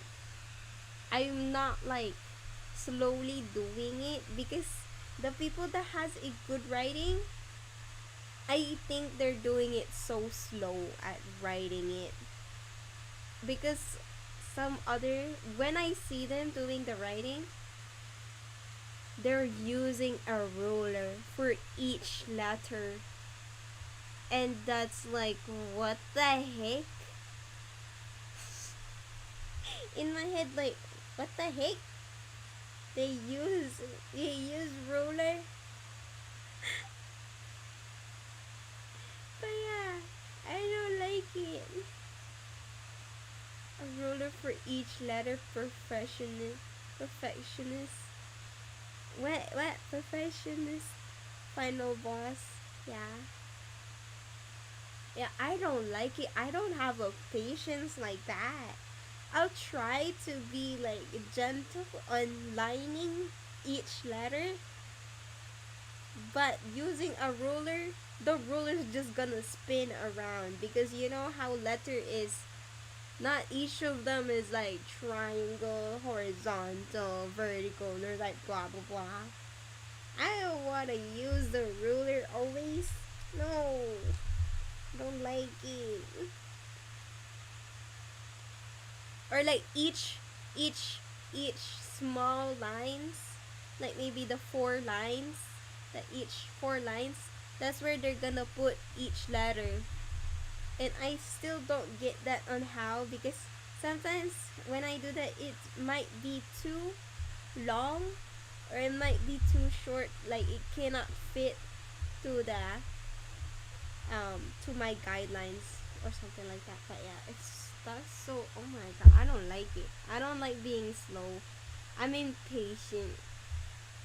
I don't like being gentle. I try to be to for my lettering to be better, but I don't like it. Should we do use the tilted table thing or no? What? Oh, I do use it, but I only use it for like bigger paper. But then other people, they still use the drafting table for for each for each plate, because they want their lines to be like so straight. They don't they're not used to how I do my stuff, because if it's just a small paper, I don't tape it. Well, you should be taping it to the table and then use the T-square to your, yeah, use the T-square to be like evenly for like even lines. But I don't like using big stuff. I like, because it's like heavy, I don't like using those. So I have like a two tables. The other one is just for like if I'm doing just like maybe anything, just like a small table that you can like fold. But I have the big table for the drafting table. But then I don't really like using that if I only have a small project, because I want to be closer to my bed, and then I want to not always hit me or something, because the table is like there's like metal on the stuff, and then it always hitting me. But yeah, it's like it's too big for me, I guess. But yeah, if I need it, I'll just like get the table close to my bed, so my butt will be comfy. I'm planning on buying in the future. Yeah, you need to buy that, because they are those are useful. You're not going to like be shrimp with using that, because you're gonna be like tilting the drafting table. You can tilt it like, yeah, in everything. But if you bought like a too big chair for it, I think you might be gonna be like a bit hard to use. But I'm not sure. Like maybe medium chair, or like I don't know. Depends. But yeah, I do love using the table, but then some tables are that table um the glass of it's not even, so like the other people, they're gonna do like a customized glass for it, but then but the glass that's with the table is like strong. So I tried to like fix it. I guess it's fixed now, but there's some annoying stuff to the table that I need to like get it off and then put it to the side, because I want my T-square to be even. But yeah, the table's a bit complicated, but it's nice to use.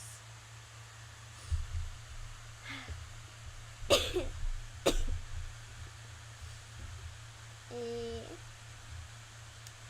but yeah, I bought my drafting table too, using my debut money. Oh my god. The sad thing is I never got like the thing I want.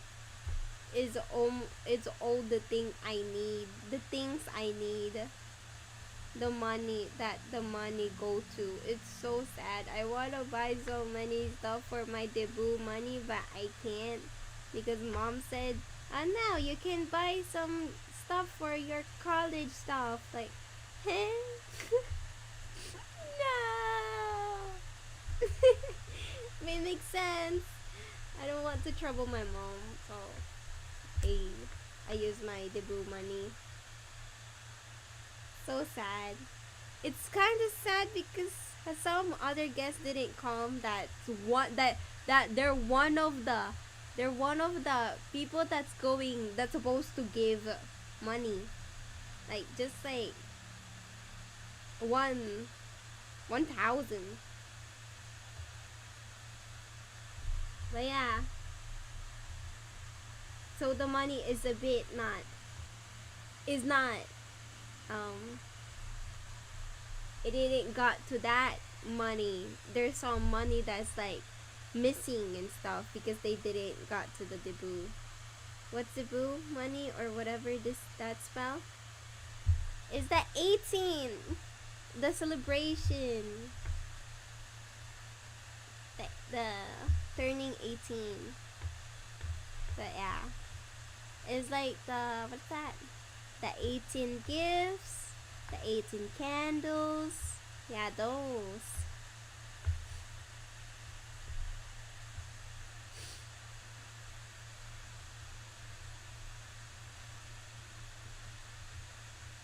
I wanted to celebrate that in my birthday, but then it didn't. That was literally the only thing that was my wish back then. It's like it's so long. I always think that, oh my god, like I actually like look at the date and then be like, oh my god, if I turn 18, they're all gonna be free because it was in Saturday. But then no, it didn't. Mom said, oh no, we're not gonna celebrate it in your birthday. We're gonna celebrate it in a different date. She actually shattered. It shattered my dream. That's the only wish that I was like waiting for. But no, it shattered.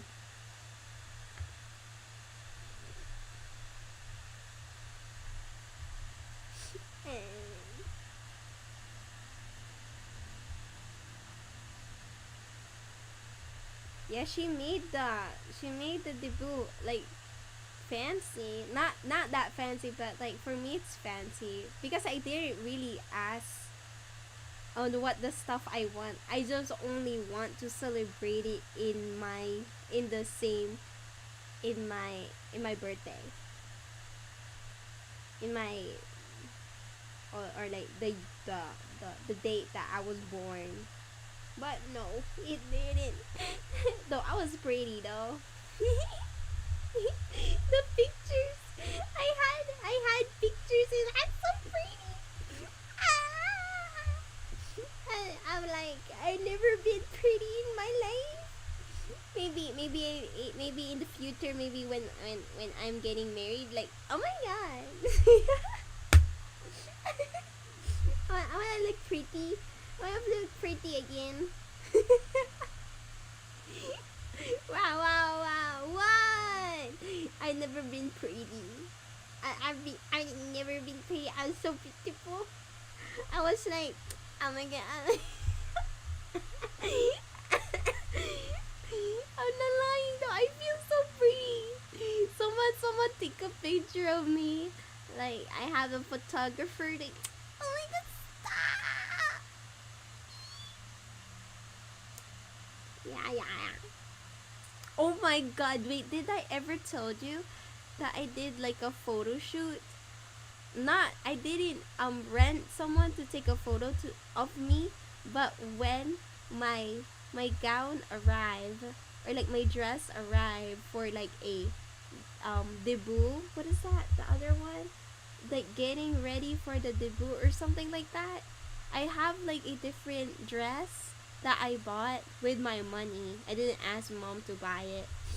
I don't like asking her stuff to buy stuff, but I bought that, and then when we went to Baguio, I wear that, and people think that I was married. I was getting married, and they were looking for the guy.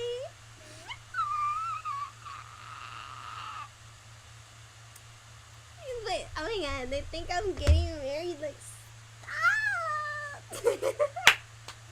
I'm not that old.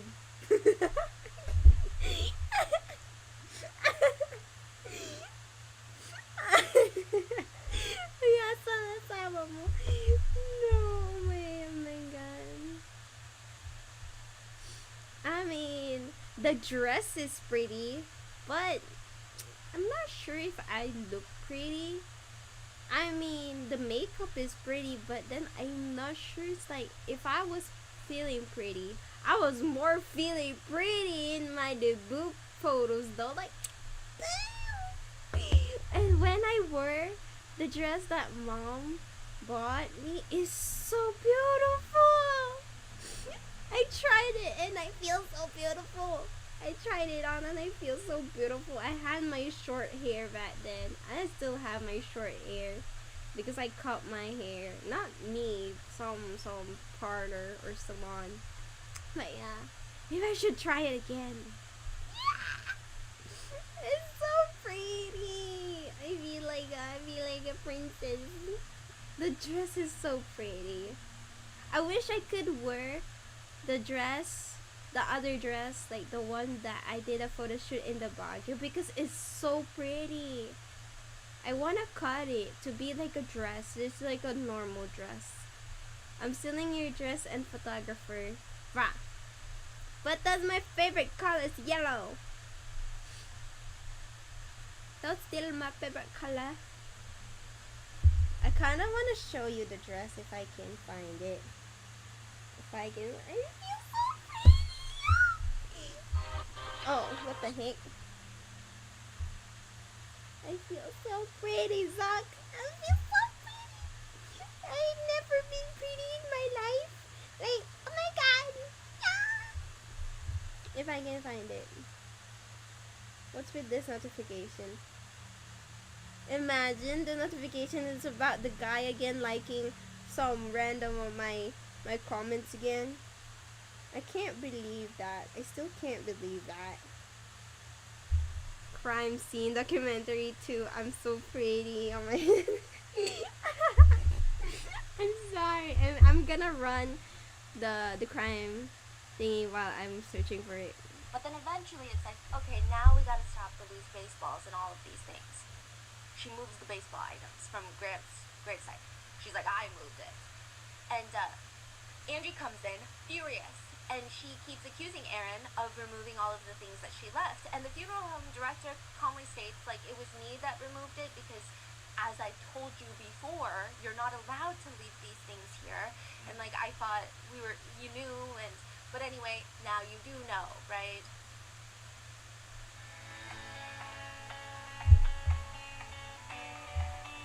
What the heck? She thought that was it. But then, quote, I later found out that someone posted on social media that the items were taken off of Grant's grave, and the implication was that Erin Solomon had the items removed, which again was not the case and had been explained to Miss Solomon. Now, the strangest part of this is that Angie's family supports Erin, not Angie. Oh my god, According to this Erin's is a lawsuit, good photo. You're not gonna see my face. But then you're gonna see like my name. So I don't think it's good. He states that during the divorce proceedings, Angie's own dad testified that Erin never abused the kids. I don't know what that testimony means. I don't think it means anything. Because I think that a lot of abusers get away with abusing victims with nobody knowing. Yeah. So, like, I don't know what that means. But he allegedly states that he's seen Angie brainwash the kids against their own dad. Angie's former friend that testified about the whole Tim McGraw thing, you know, the country singer that fell in love with Angie, that friend, yeah, well, she writes further in her declaration for the judge that Angie tends to live in her own chaotic fantasy world. Oh, so even about the whole fact that Erin was either fired or let go or walked away from his job at the news station, that's been highly debated. Angie states that he was pushed into a corner to resign because they found inappropriate, not safe for work files on his work computer and they didn't want a scandal, so he then had to quit. Aaron is saying that's not at all what happened. In fact, like, I got promoted to being a morning news anchor, but they wanted restructuring to happen, and they wanted me to go back to sports. I didn't want to go back to sports, and Angie was the one that was like, hey, then you should go find a company that values you for what you're worth and not just stick with this company and let them bulldoze you. Angie's friend states that that was the case. She says, quote, you know, Angie started a very dramatic Facebook blog about the horrible things that WSMB was supposedly doing to him. I remember thinking it was not very professional and would probably ensure that he would not be hired by any other news organization. So she's saying, like, Angie never mentioned at the time when this was happening, at least to her, that there was any sort of pictures found on his device. In fact, it seemed like she was mad at the news station. And she was going on Facebook and writing these things, which we couldn't pinpoint, but, you know, I thought it wasn't professional because then he's not going to get hired by any other news station. I see. I will say another fellow news anchor of Aaron's posted in 2011, Dear friends, you may have noticed my longtime friend Aaron Solomon hasn't been at my side at my news desk. I wanted to let you know that Aaron has decided to resign. Some changes were coming, and although he was asked to stay with Channel 4, Aaron decided to leave and concentrate on him and his wife's business. I will miss my friend, as I'm sure you will too. I appreciate your concern and your loyalty to Channel 4. Blessings. Yeah, this is taking so long to be done, but I send it to you. The dress.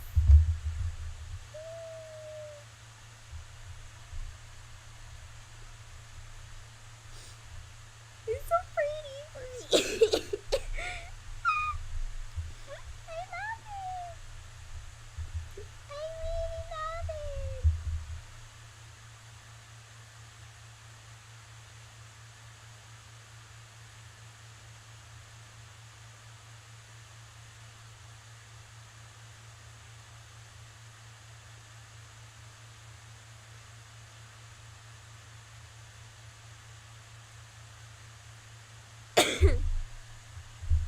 Send it to my other account, okay?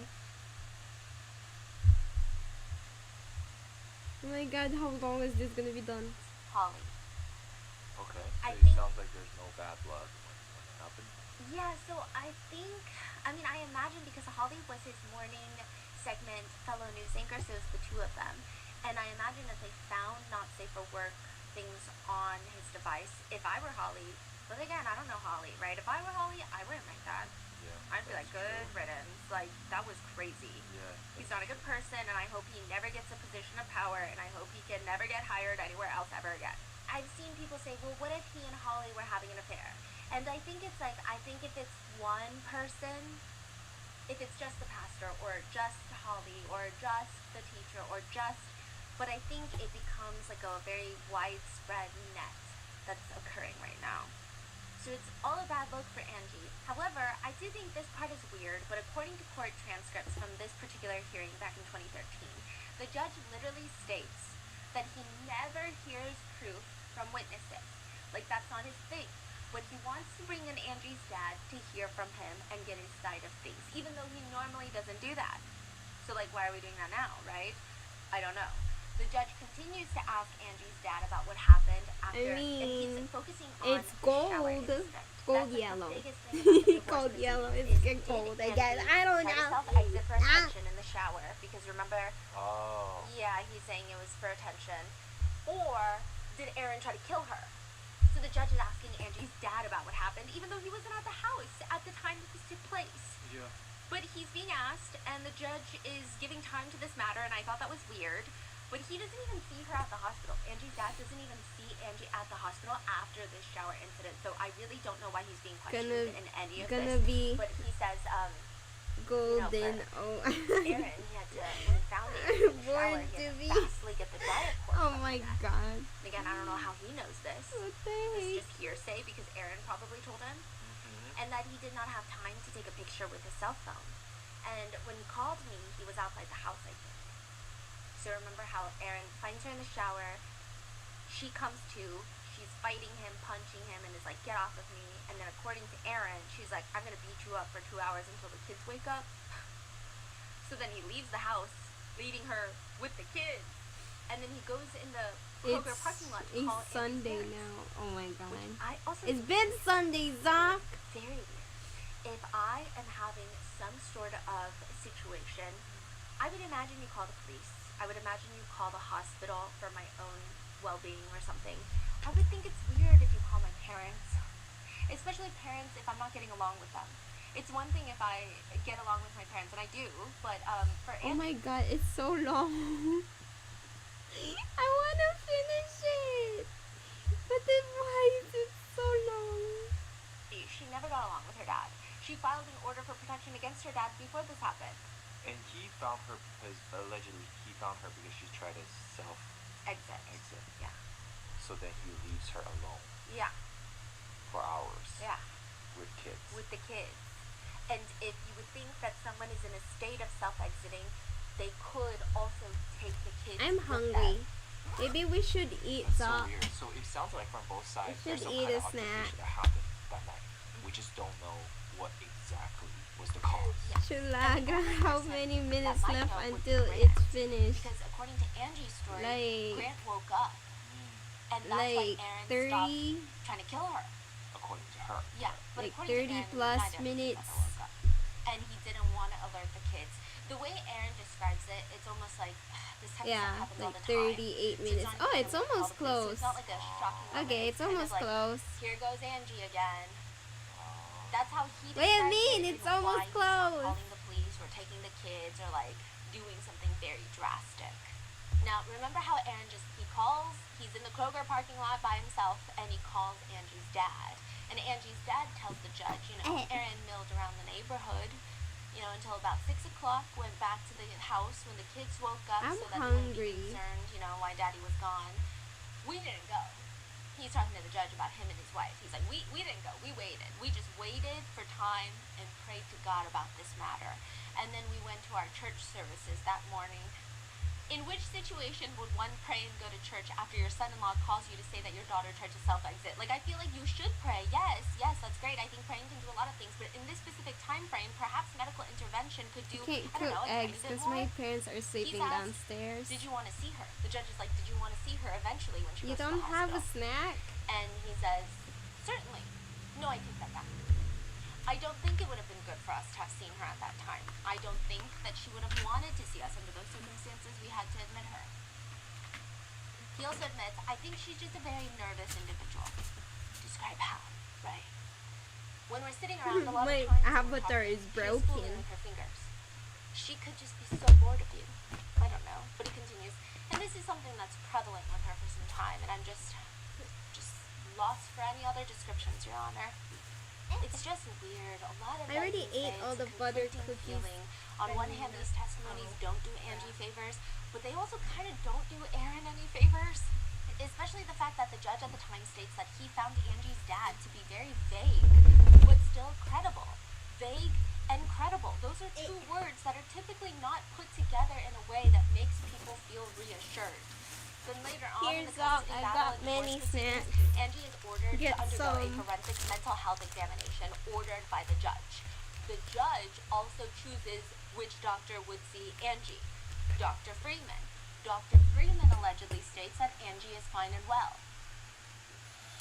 Oh god.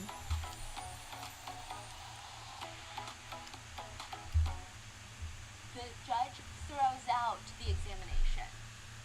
Oh, that's weird. According to Angie, the judge does this for no reason at all that she can understand. You missed Just some? decides, never Okay. mind, I'm not going to use this I'm as throwing a factor it. of my consideration for Got anything. it. Forget we ever did that. That's not the only thing the judge refuses to let into evidence. But according to Angie's side, quote, the judge would not let this be presented because he looked at Angie and said, you wrote this yourself. You are mentally ill. If you send one more letter to me, I'll have you thrown in jail. That's crazy. Yeah. That's according to Angie though. Yeah. Not court transcript. No, according to Angie. That's crazy.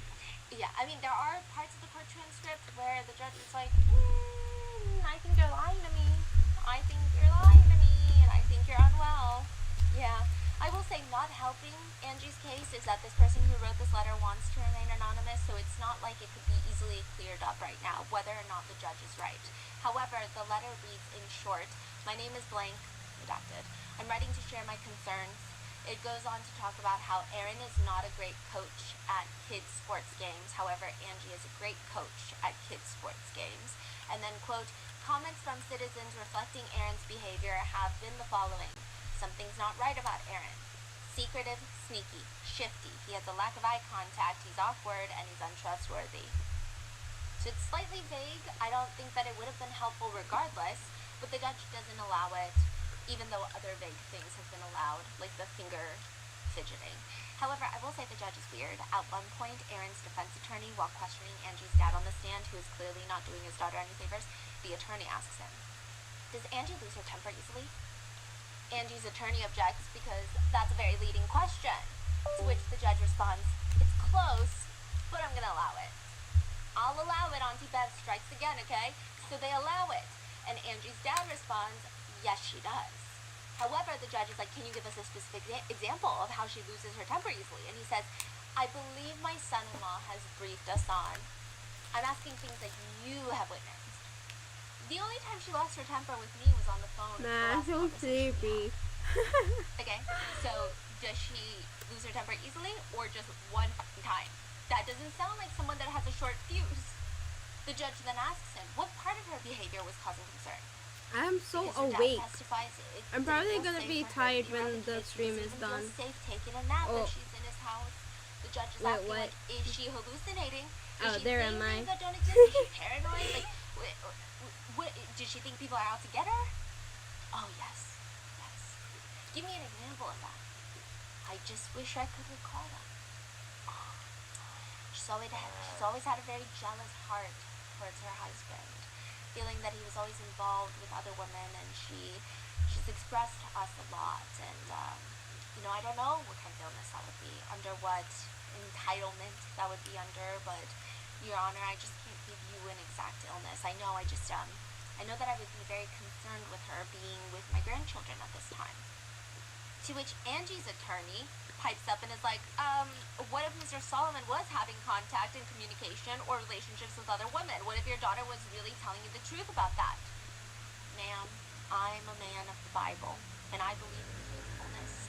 And I try to, I just despise in my life constantly hearing turmoil. Yeah. Oh.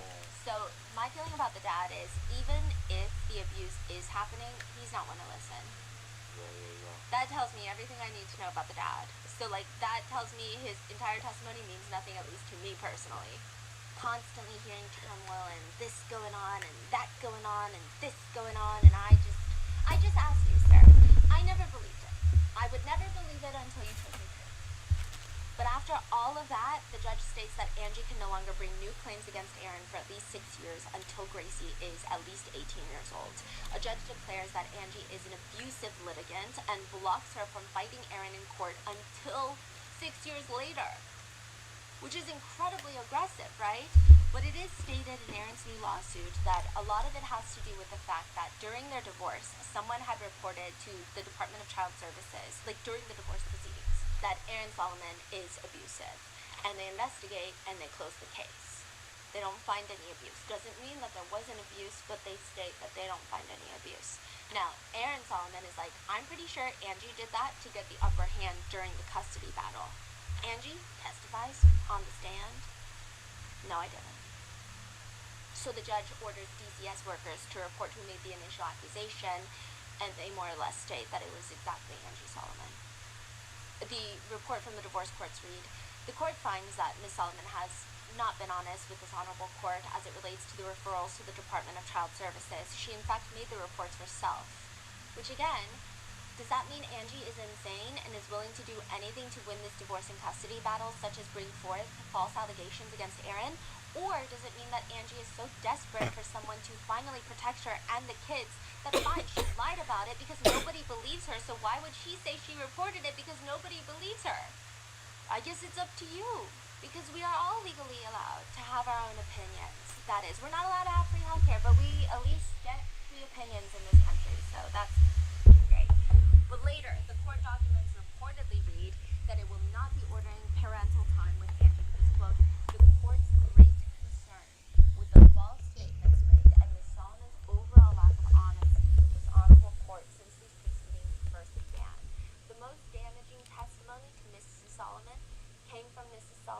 yourself. Simply stated, Mrs. Solomon, I do not believe you. And I will say there are some parts where it is harder to believe Angie in the transcript. So during the divorce proceedings, Aaron's attorney confronts Angie and states, you told the judge that you don't have any money. Because that's the whole thing. Like, they do fight over money in 2013. You told the judge you don't have any money, but you raised $17,000 over the internet. So this is in 2013. This is before most of the nation even knew about the Solomon family. But you raised over $17,000 over the internet by telling people that he stole your babies. So she allegedly went on Facebook and alleged that Aaron Solomon kidnapped the kids from her. And she needs money to give them back. So allegedly people donated $17,000. And what did you do with that money? And she says, first of all, I didn't tell anyone I needed $17,000. Did you raise $17,000? No. How much did you raise? So far, I've only been able to acquire $3,900. So some people are pointing to this and connecting it with, it does seem like she's always looking for donations. And, the judge is upset with her mainly because the judge is saying, why would you write on Facebook that he kidnapped your babies? Because I signed the restraining order. So technically, you weren't allowed to be around your kids. So, technically, if anyone's to blame, it would be me, but you went online and wrote that your ex-husband kidnapped your kids, or, your husband kidnapped your kids. And then she, states that her Facebook was hacked. And so that's, really not a good look. But probably the part that reflected the worst on Angie in the divorce is the shower incident. Remember how in part 1, Angie kept saying her version where she alleges that Aaron tried to kill her. Aaron's version is that Angie tried to self-exit. Well, during the divorce, it comes up a lot, and according to the lawsuit Solomon v. Solomon and transcripts from the original Solomon divorce proceedings, which we were able to get our hands on, Angie allegedly sent messages to Aaron immediately after the incident. Text messages that read, quote, but it's over for me now, you live with it, I'll always be watching over you. So this is my last writing on this earth. Quote, I guess I will prepare for what exists for the cowards on the other side. And with religion, there is usually a connotation of self-exit being a cowardly thing. Right, and okay. frowned upon. So the word coward is heavily debated. She writes, I am not trying to self-exit. I made a bad choice for attention. Our Christmas party so has now a it's theme and a almost cosplay I insinuating that it was bought not a is self-exit completely far attempt, from but the it was theme. a fake self-exit attempt for attention. But I accept responsibility for that What's choice, and I have the learned why I theme? did it and won't repeat it. I'm hysterical and I'm ending it all. You are gone and you took my babies again. I won't be alive through this day. I found one bullet in the gonna chamber make and I it left a note for the babies. I can't live this way. Oh I my called God. Mom and I told her and Dad goodbye. I never wanted to hurt myself, but I can't stand this pain and you won't talk to me. You took my children. Again, I hope one bullet does the trick because I'm not sure I know what I'm doing. Oh. I guess this is for old Ange. I'm scared to do this, but I can't live without you, Gracie and Grant. Here goes. Then another thread where Aaron texts Angie, and I have a picture of you in the shower when you tried to self-exit with the blow dryer. Angie responds, oh, Aaron, you took a picture before you tried to help me? That shows me where this has gone. Just go find another. I staged that anyway, but who cares? Use it against me. Now I'm a complete wreck. I won't be making any field trip or to the school. I'm beyond hysteria. I gotta calm down. All I wanted was to be loved, nothing more. Unfortunately, I wouldn't kill myself, but you would memorialize my faking it to get attention and use it against me instead of loving me. That is crazy. So that Crazy. that came out during the divorce. Wow. Angie states she doesn't recall sending these messages. She just knows that Aaron is the one that put the cord around her neck. Then she's presented with another text message that reads, I'm hysterical, I'm gonna end it. And she says, quote, I do not recall sending that. I did not see anything on here that says that I sent that. So, they have a recess where the judge is like, I'm gonna go eat my sandwich in the back, in the chambers, and I'm gonna, Angie, give me your phone. What? So they take Angie's phone. Oh, dang it. No, I'm fine. I'm not Find the tired. text message. They scroll back and wow. She says, then, I don't recall saying that, but if I did, I just said it because I knew it would bring him back home with the kids. So I just said it because I knew that's the only way he would get back. There's a text message from Aaron to Angie around that time that reads, "Please don't do anything drastic. I love you. The kids love you. You need to get more help. Seriously, I'm worried about you." Which some people believe goes to Aaron's argument that Angie is unwell and is constantly doing these types of things and accusing him of things and is unfit. I feel like Then I'm Aaron's eating attorney this presents another email that Angie thing allegedly that's sent to like Aaron that reads, flying. "I'm not wanting to self-exit. I made a bad choice for attention, but I'm accepting it." And so she's asked, "What are you talking about in this email?" And she states, "In order for Aaron to stay at home with me, I had to take ownership of what happened." Tell us what you're taking ownership for. Like, what bad choices are you taking ownership for? Angie's explaining that in their marriage, when anything goes wrong, any sort of violence takes place, she has to take ownership and fault for it in order for him to come back. And all she wants is her kids to come back because she doesn't trust him with their kids alone. So she's saying, this is just because this is what needs to be done. I will say a lot of netizens understand to some degree. They say that in toxic, abusive relationships, the abusive partner will have you saying things or taking responsibility for their abuse by saying that you will work on not triggering them to violently assault them. Things of that nature. So she's stating that's the only reason that this happened. Now, the reason that a lot of netizens are a little conflicted about whether or not to believe Angie in this scenario particularly is that she doesn't just outright tell the judge that. I think perhaps, maybe, if she had said, "Hey, this is what happens because of A, B, C, and D," but then others are arguing, well, maybe she kind of tried, but she's not that good with communication. She's not that good with expressing what's happening. Maybe she's just discovering that she's being abused, so it's just it's hard for her to put into words why this is happening to her, what's happening. But she does state, like, that's how I would get him to come back. But others argue if that's the case, why did she lie and say she doesn't remember sending them? But maybe she doesn't remember sending them, but they were on her phone. So it's just all sorts of complicated. And then the judge does something that is annoying. The judge asks her, "Why did you even want him to come back?"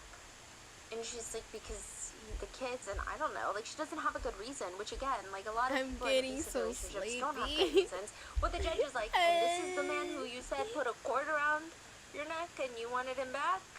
So the judge, I think, is not particularly my favorite judge, does not seem to have, at least in my opinion, the best understanding of toxic abusive relationships, whether it is Angie and Aaron or if it's not. But it's just, why would you ask that? He continues to ask, "Why would you want that man back?"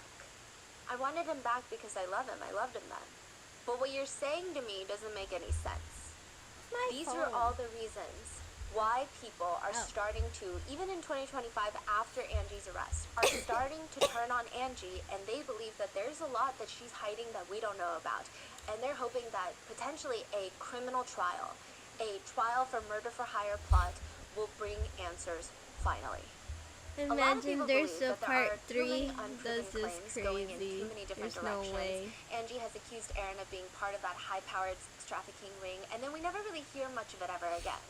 We hear that he was, on top of being accused of being an abuser who has manipulated, tortured, and assaulted his family for years, also potentially he took pictures of her while she was on drugs and positioned her body and then showed those pictures to third parties, and also that he was drugging women on a large scale whilst he was working as a bartender. Freedom for Gracie posts on Instagram a picture of Aaron wearing a tutu and Halloween makeup, making a drink, and the caption reads, "This was Halloween." But Aaron worked as a bartender at night. Even as a professional businessman, he continued bartending. Post-divorce, Angie has heard stories that Aaron drugged women back in these days before people knew what it meant to be roofied. We don't really have any other claims or other people coming forward. I mean, sometimes the Freedom for Gracie Instagram page will say people have come forward, but we don't really get more information out of it. And normally, I would say I would feel inclined to believe it. But obviously, with highly contentious divorces and custody battles, I've seen people say absolute insane things about their ex-partners, so I don't know. Aaron claims that all of this is not even just to destroy his reputation, but, quote, "It's part of a concerted commercial scheme to sell products and raise money for Angie Solomon by misleading consumers with false statements to generate sympathy." And for the longest time, Aaron Solomon was silent. And a lot of people took that silence as guilt. I think a lot of people were thinking, why would you not come forward and say, these are not true, like, this is not me?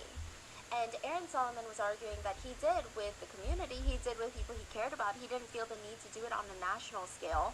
But eventually, after Angie Solomon's arrest, Aaron is featured on 2 episodes of a Good for Grief podcast. It's a very small podcast done by one of Aaron's friends. I believe they also attend Grace Chapel Church. And so this is not just like an unbiased, confrontational podcast interview. This is not testing the theories, testing the evidence type of interview. It's not investigative. It's completely, here's my friend, I'm just going to use your platform to say what I want to say, which is, fine, but it's an interesting podcast. It's an interesting listen. He's asked in that podcast if he feels relief in the strange sense of the word, because the way that Angie was arrested, the podcast host believes that this shows the public, this shows the people who was the crazy one in the relationship. Aaron does start getting emotional. He says, I don't know if relief is the right word, because it's hard to hear, no matter what, the mother of your children and the person you married speak so easily about wanting you dead. That's very hard to hear. It's hard. I don't know if relief is the right word. It's hard to hear, no matter what, the mother of your children and the person you married to speak so easily about wanting me dead. That's hard to hear. He says it's validating in some ways. He says, quote, it's also somewhat alarming and disturbing how many of her supporters still want me dead and speak outwardly about it online. And you're like, so my head is on a swivel every day, and that's not fun. He says he hasn't spoken to Gracie, his daughter, in 5 years.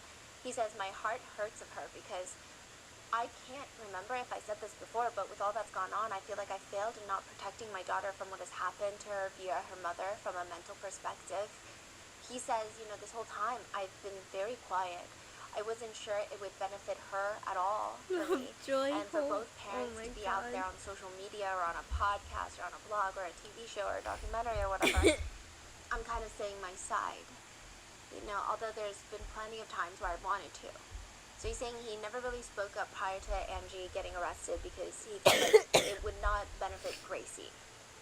I guess it would feel like it wouldn't accomplish a whole lot, but it might help and feel good, I guess. For the main thing is, if it could help my daughter see the truth, to have the truth out there, that could be a plus. That's really the main reason I'm doing this. So he's saying now that Angie's been arrested, maybe this is like another additional way of, maybe after Angie's arrest, he's saying maybe Gracie is opening her eyes, and this is like, hey, here's a very easily available truth out there, his version of the truth, right? He says that he's grieving the loss of both of his kids. Quote, and being a dad was the coolest, most important thing in my life, and it went away quickly. And so the darkness and the abruptness of that is hard, and to feel, like I mentioned before, the day of my son's accident, the helpless feeling of not being able to protect and help and recover and fix, and to try and not be able to help that and not be able to help my daughter in a different but also very dramatic way is very hard to deal with on a daily basis. Aaron says that he hopes in a way that if there is a criminal trial for Angie, he says he hopes a lot of the truth will come out. I will say, the podcast episodes, it's hard because both the parents, when I listen to them on most podcasts and interviews, they seem very rational people. They seem like they've got their head on straight. Angie all the time seems like she's got her head on straight, except when she's kind of saying things that don't align with other things we've heard, such as Gracie saying that she's posting that YouTube video on her own free will, and then later Angie is saying that she didn't want to do it. So those are the times where I kind of raise my eyebrows at Angie in her podcast interviews, but otherwise I never get this sense that she is this weird attention-seeking narcissistic mother who would manipulate her children. I don't get any sense of that. And then with Aaron, I actually don't get, I don't think you can get a sense of whether someone is a predator. I don't think so. Like, I think if you say you can, it's very difficult. So that's, I don't even want to say that I'm judging that, right?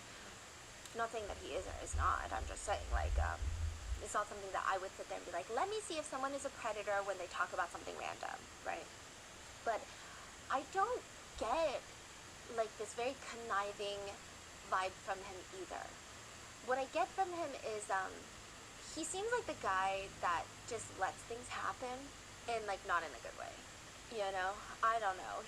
Like, when I listen to the podcast, I'm like, okay, well, maybe it makes sense that he doesn't want to sue Toyota. I don't know, like, on one hand he seems litigious, but on the other hand he seems like the type of person that's like, oh well, moving on.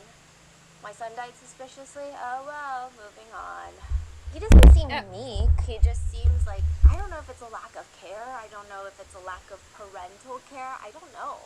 But even when he talks about Grant's death, I will say this is the parts where I'm like, that's weird. He says, my dessert No. New limited edition Copico Blanca Winter Blend. creamy. Angie's trying to blame his death on something, and I was literally having this conversation with somebody else earlier today. It was just a freak accident. You know, that's what they're saying. It was just a freak accident, that it can't be anything other than it was. I've always been a believer that things happen for a reason. We're not in control at all, and we never know when our time is going to be, and the longer I live, the more I I just see closed that. my eyes and I And he almost says that's slapped. the 911 call. I mean, when I first glanced down and first saw Grant under the truck, I almost fainted. My knees went weak, I went to the ground, but pulled up my phone and called 911. So, I mean, I literally tried not. I was going to hyperventilate. We just had to get people there. He also states, quote, at the accident scene, the last thing on my mind was that he wouldn't be alive. I knew it was bad. I just knew it was bad that we needed professionals there. But the last thing on my mind is that he wasn't alive or wasn't going to make it. As for the funeral, he spoke at the funeral, and a lot of people have things to say about it, which I tend to agree with. It is a little weird. He goes up onto the podium. See, I don't know. I can talk myself into both things. I don't know if it's him trying to be stoic and not get super emotional on the podium, so he falls into that newscaster role, but it's a lot of strange hand usage. He's like, as some of you guys may not know, I'm Grant's dad. I just want to thank you for being here, and all your words have been so supportive to us. But then some people point out when his hands are clasped together, you can see that it looks like they're shaking. He definitely doesn't seem Chubby, the super customer natural. service He's from not the on old podium one like, I wanna responded and thank said it's everyone automatically and give canceled, you but his hand. it's still not It's like a very canceled. uncomfortable usage of hands, whether it's nervousness, whether it's emotions, I don't know. It is weird, but is it weird because he's grieving? The thing I don't they're know. gonna And he was just saying I that don't at the know. funeral. He was trying to be strong. He was trying to be strong for Gracie, but also Angie. And in the funeral speech, Hey, he let does me talk check. about Angie, Okay. and he brings Grant into Angie and talking about how Grant loved being held by Angie when he was younger. And so it seems like, on one hand, I can see him trying to, although we've been through a lot as a family, like, let's try to come together for this very difficult moment. And I even want to show my ex-wife that I'm trying to be there for everyone. But on the other hand, it's also like, I don't know, the accident is so weird. And there's a lot of moments where he's very vague in that interview, in that podcast, and he just says things that maybe I personally don't get. But also, the same could be said for Angie. In an interview, Angie is asked, why would authorities cover for Aaron Solomon if what you say is true, if the forensics show otherwise? Why would anybody cover for your son's father? And she responds in a way that a lot of people find problem with because it's just so vague. And she says, that's the question, is who is Aaron Solomon? Who is he really? Still and not really what you're canceled. seeing here Oh my is, God. in the sadness of Grant not being here any longer, it's just a pattern, just a continuation of the pattern of life that we've lived from 2013 till the day in July 20th, 2020, under Aaron Solomon's control. It's just a continuation why no one helped ever at any point, why no one stopped and stepped out of the circle and helped Gracie and Grant just as children on their own. There's a forensic evaluation and interview on file at the Williamson County Sheriff's Department that was arrestable and they let it go. I don't know.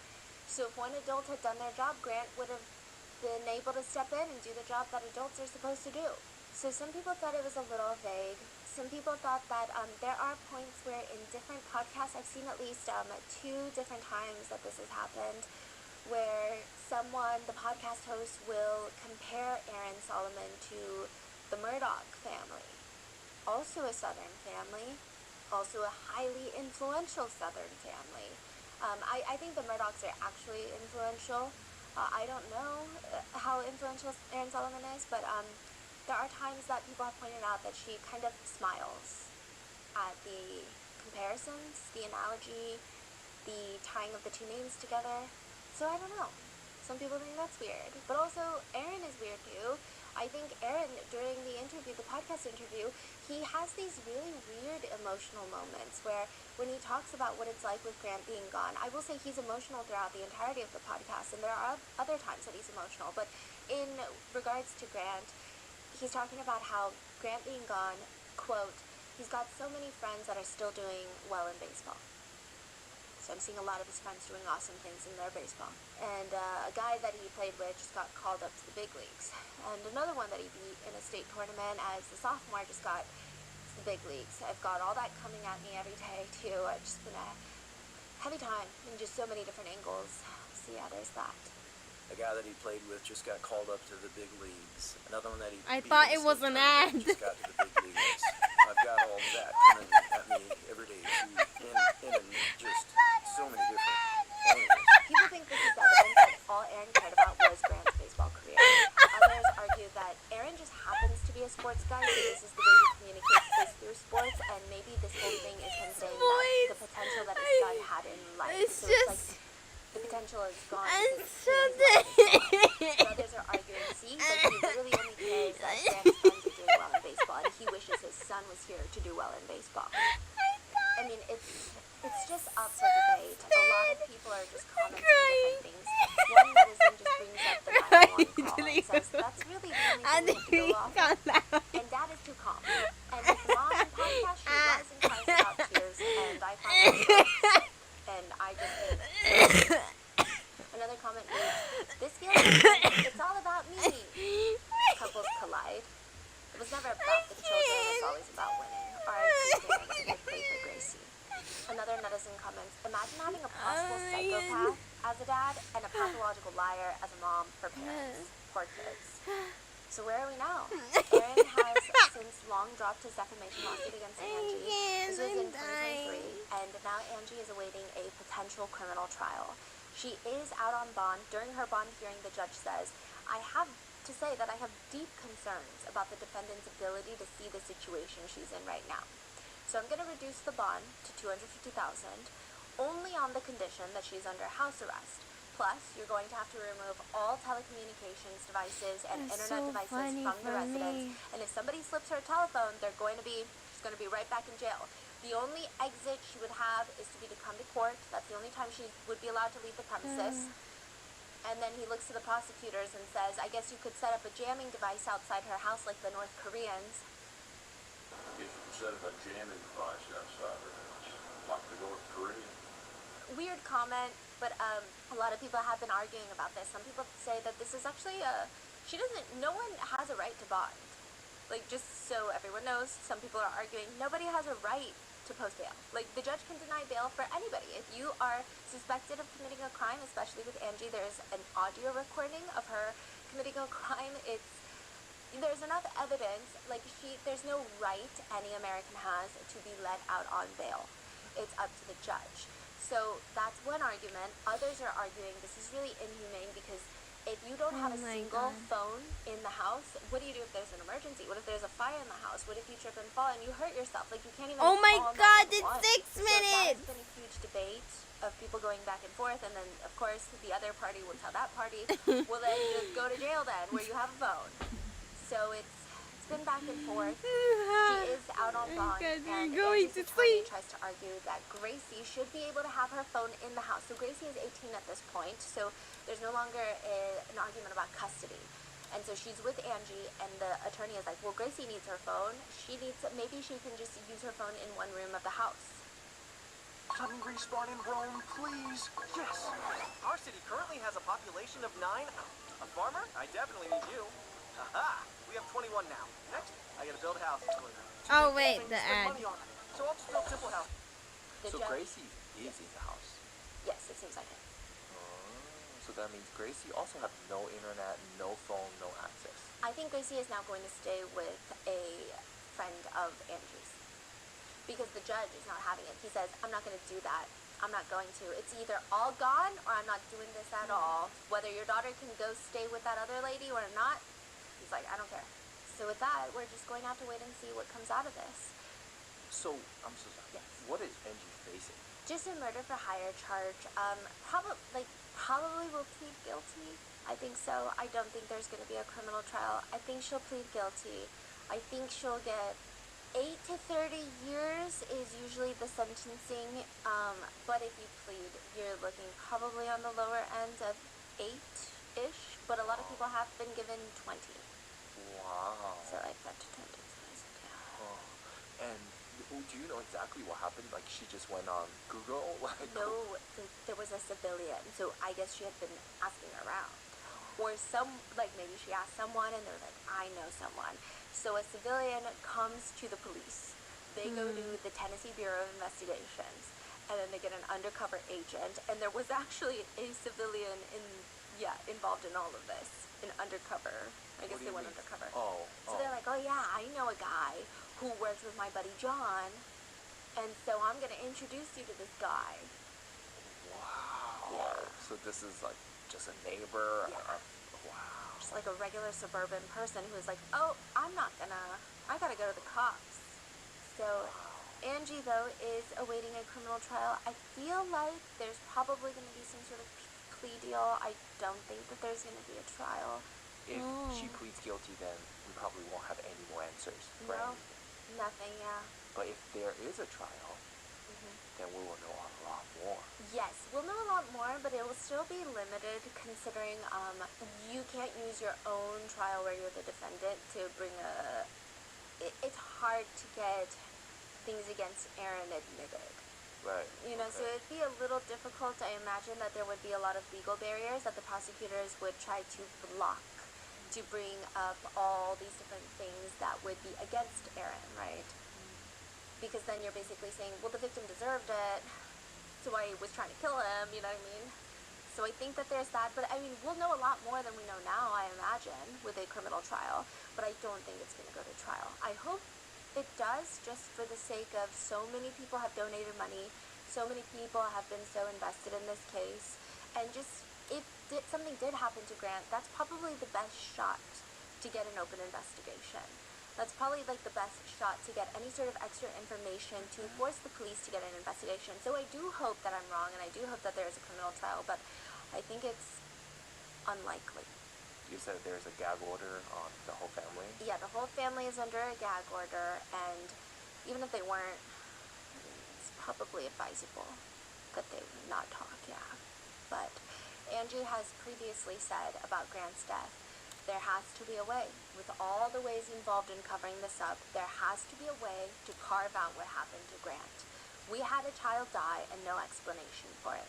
We have one witness, and that witness's story cannot be true. So if not that, then what? Which, interestingly, like 2 months ago, well, end of October, 2 of the witnesses from the car accident have been located. They've come forward to the police. We don't know what they've said, but they were out of state. They were driving through the state. They were working in Tennessee, and they were out of state. They weren't keeping up with social media. They weren't following these YouTube channels and podcast episodes. They didn't know what was going on. They didn't know what they saw was that big of a deal. They didn't even know if Grant Solomon was dead or alive. They just like helped, and the truck couldn't come up, and so it was a whole thing, and then they left. That's so crazy. Now 5 years later, they're saying, oh, sorry, we didn't know.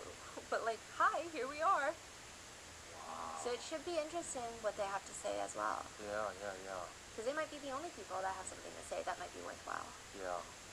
But what are your thoughts on this case? I mean, it's such a confusing case. I will say that when I first went into it, all I've heard was that everyone's on Angie's side. And that's kind of like where I initially thought too, right? And then people start changing their minds, and I started seeing more and more as time was developing of people questioning both sides. So it's been interesting to see how even the netizen opinion has been shifting. So like in 2020, I recall everybody was on Angie's side. Yeah, that's what I'm saying. Like, without more information, I don't even want to make any. Oh yeah, I don't think so. I don't want to feel anything because who knows what really happened here. And I also do think that one thing I want to clarify is being on Angie's side or not believing Angie or believing Angie has no correlation with whether or not you believe Gracie. I think regardless, Gracie should be believed. I think that she's ultimately a victim in some way, shape, or form. Every scenario. Every situation, every scenario, whether the sexual abuse happened, did not happen, and that's not me questioning it, but like putting out all these hypothetical scenarios out there, she is still a Oh my So what are your god! thoughts? Let me know in the comments, and I will see you. In the Bye. Oh my god. Oh, so what do you think? I'm so sleepy. It's time to sleep. Finally. I feel like I will wake up tomorrow so late. I almost fell asleep. But now it's time to fall asleep. Let's go. This is the second time that I kind of reached 4 a.m. My limit is at 3 a.m. But yeah, good night. Good night. Good night. Bye bye. 这边。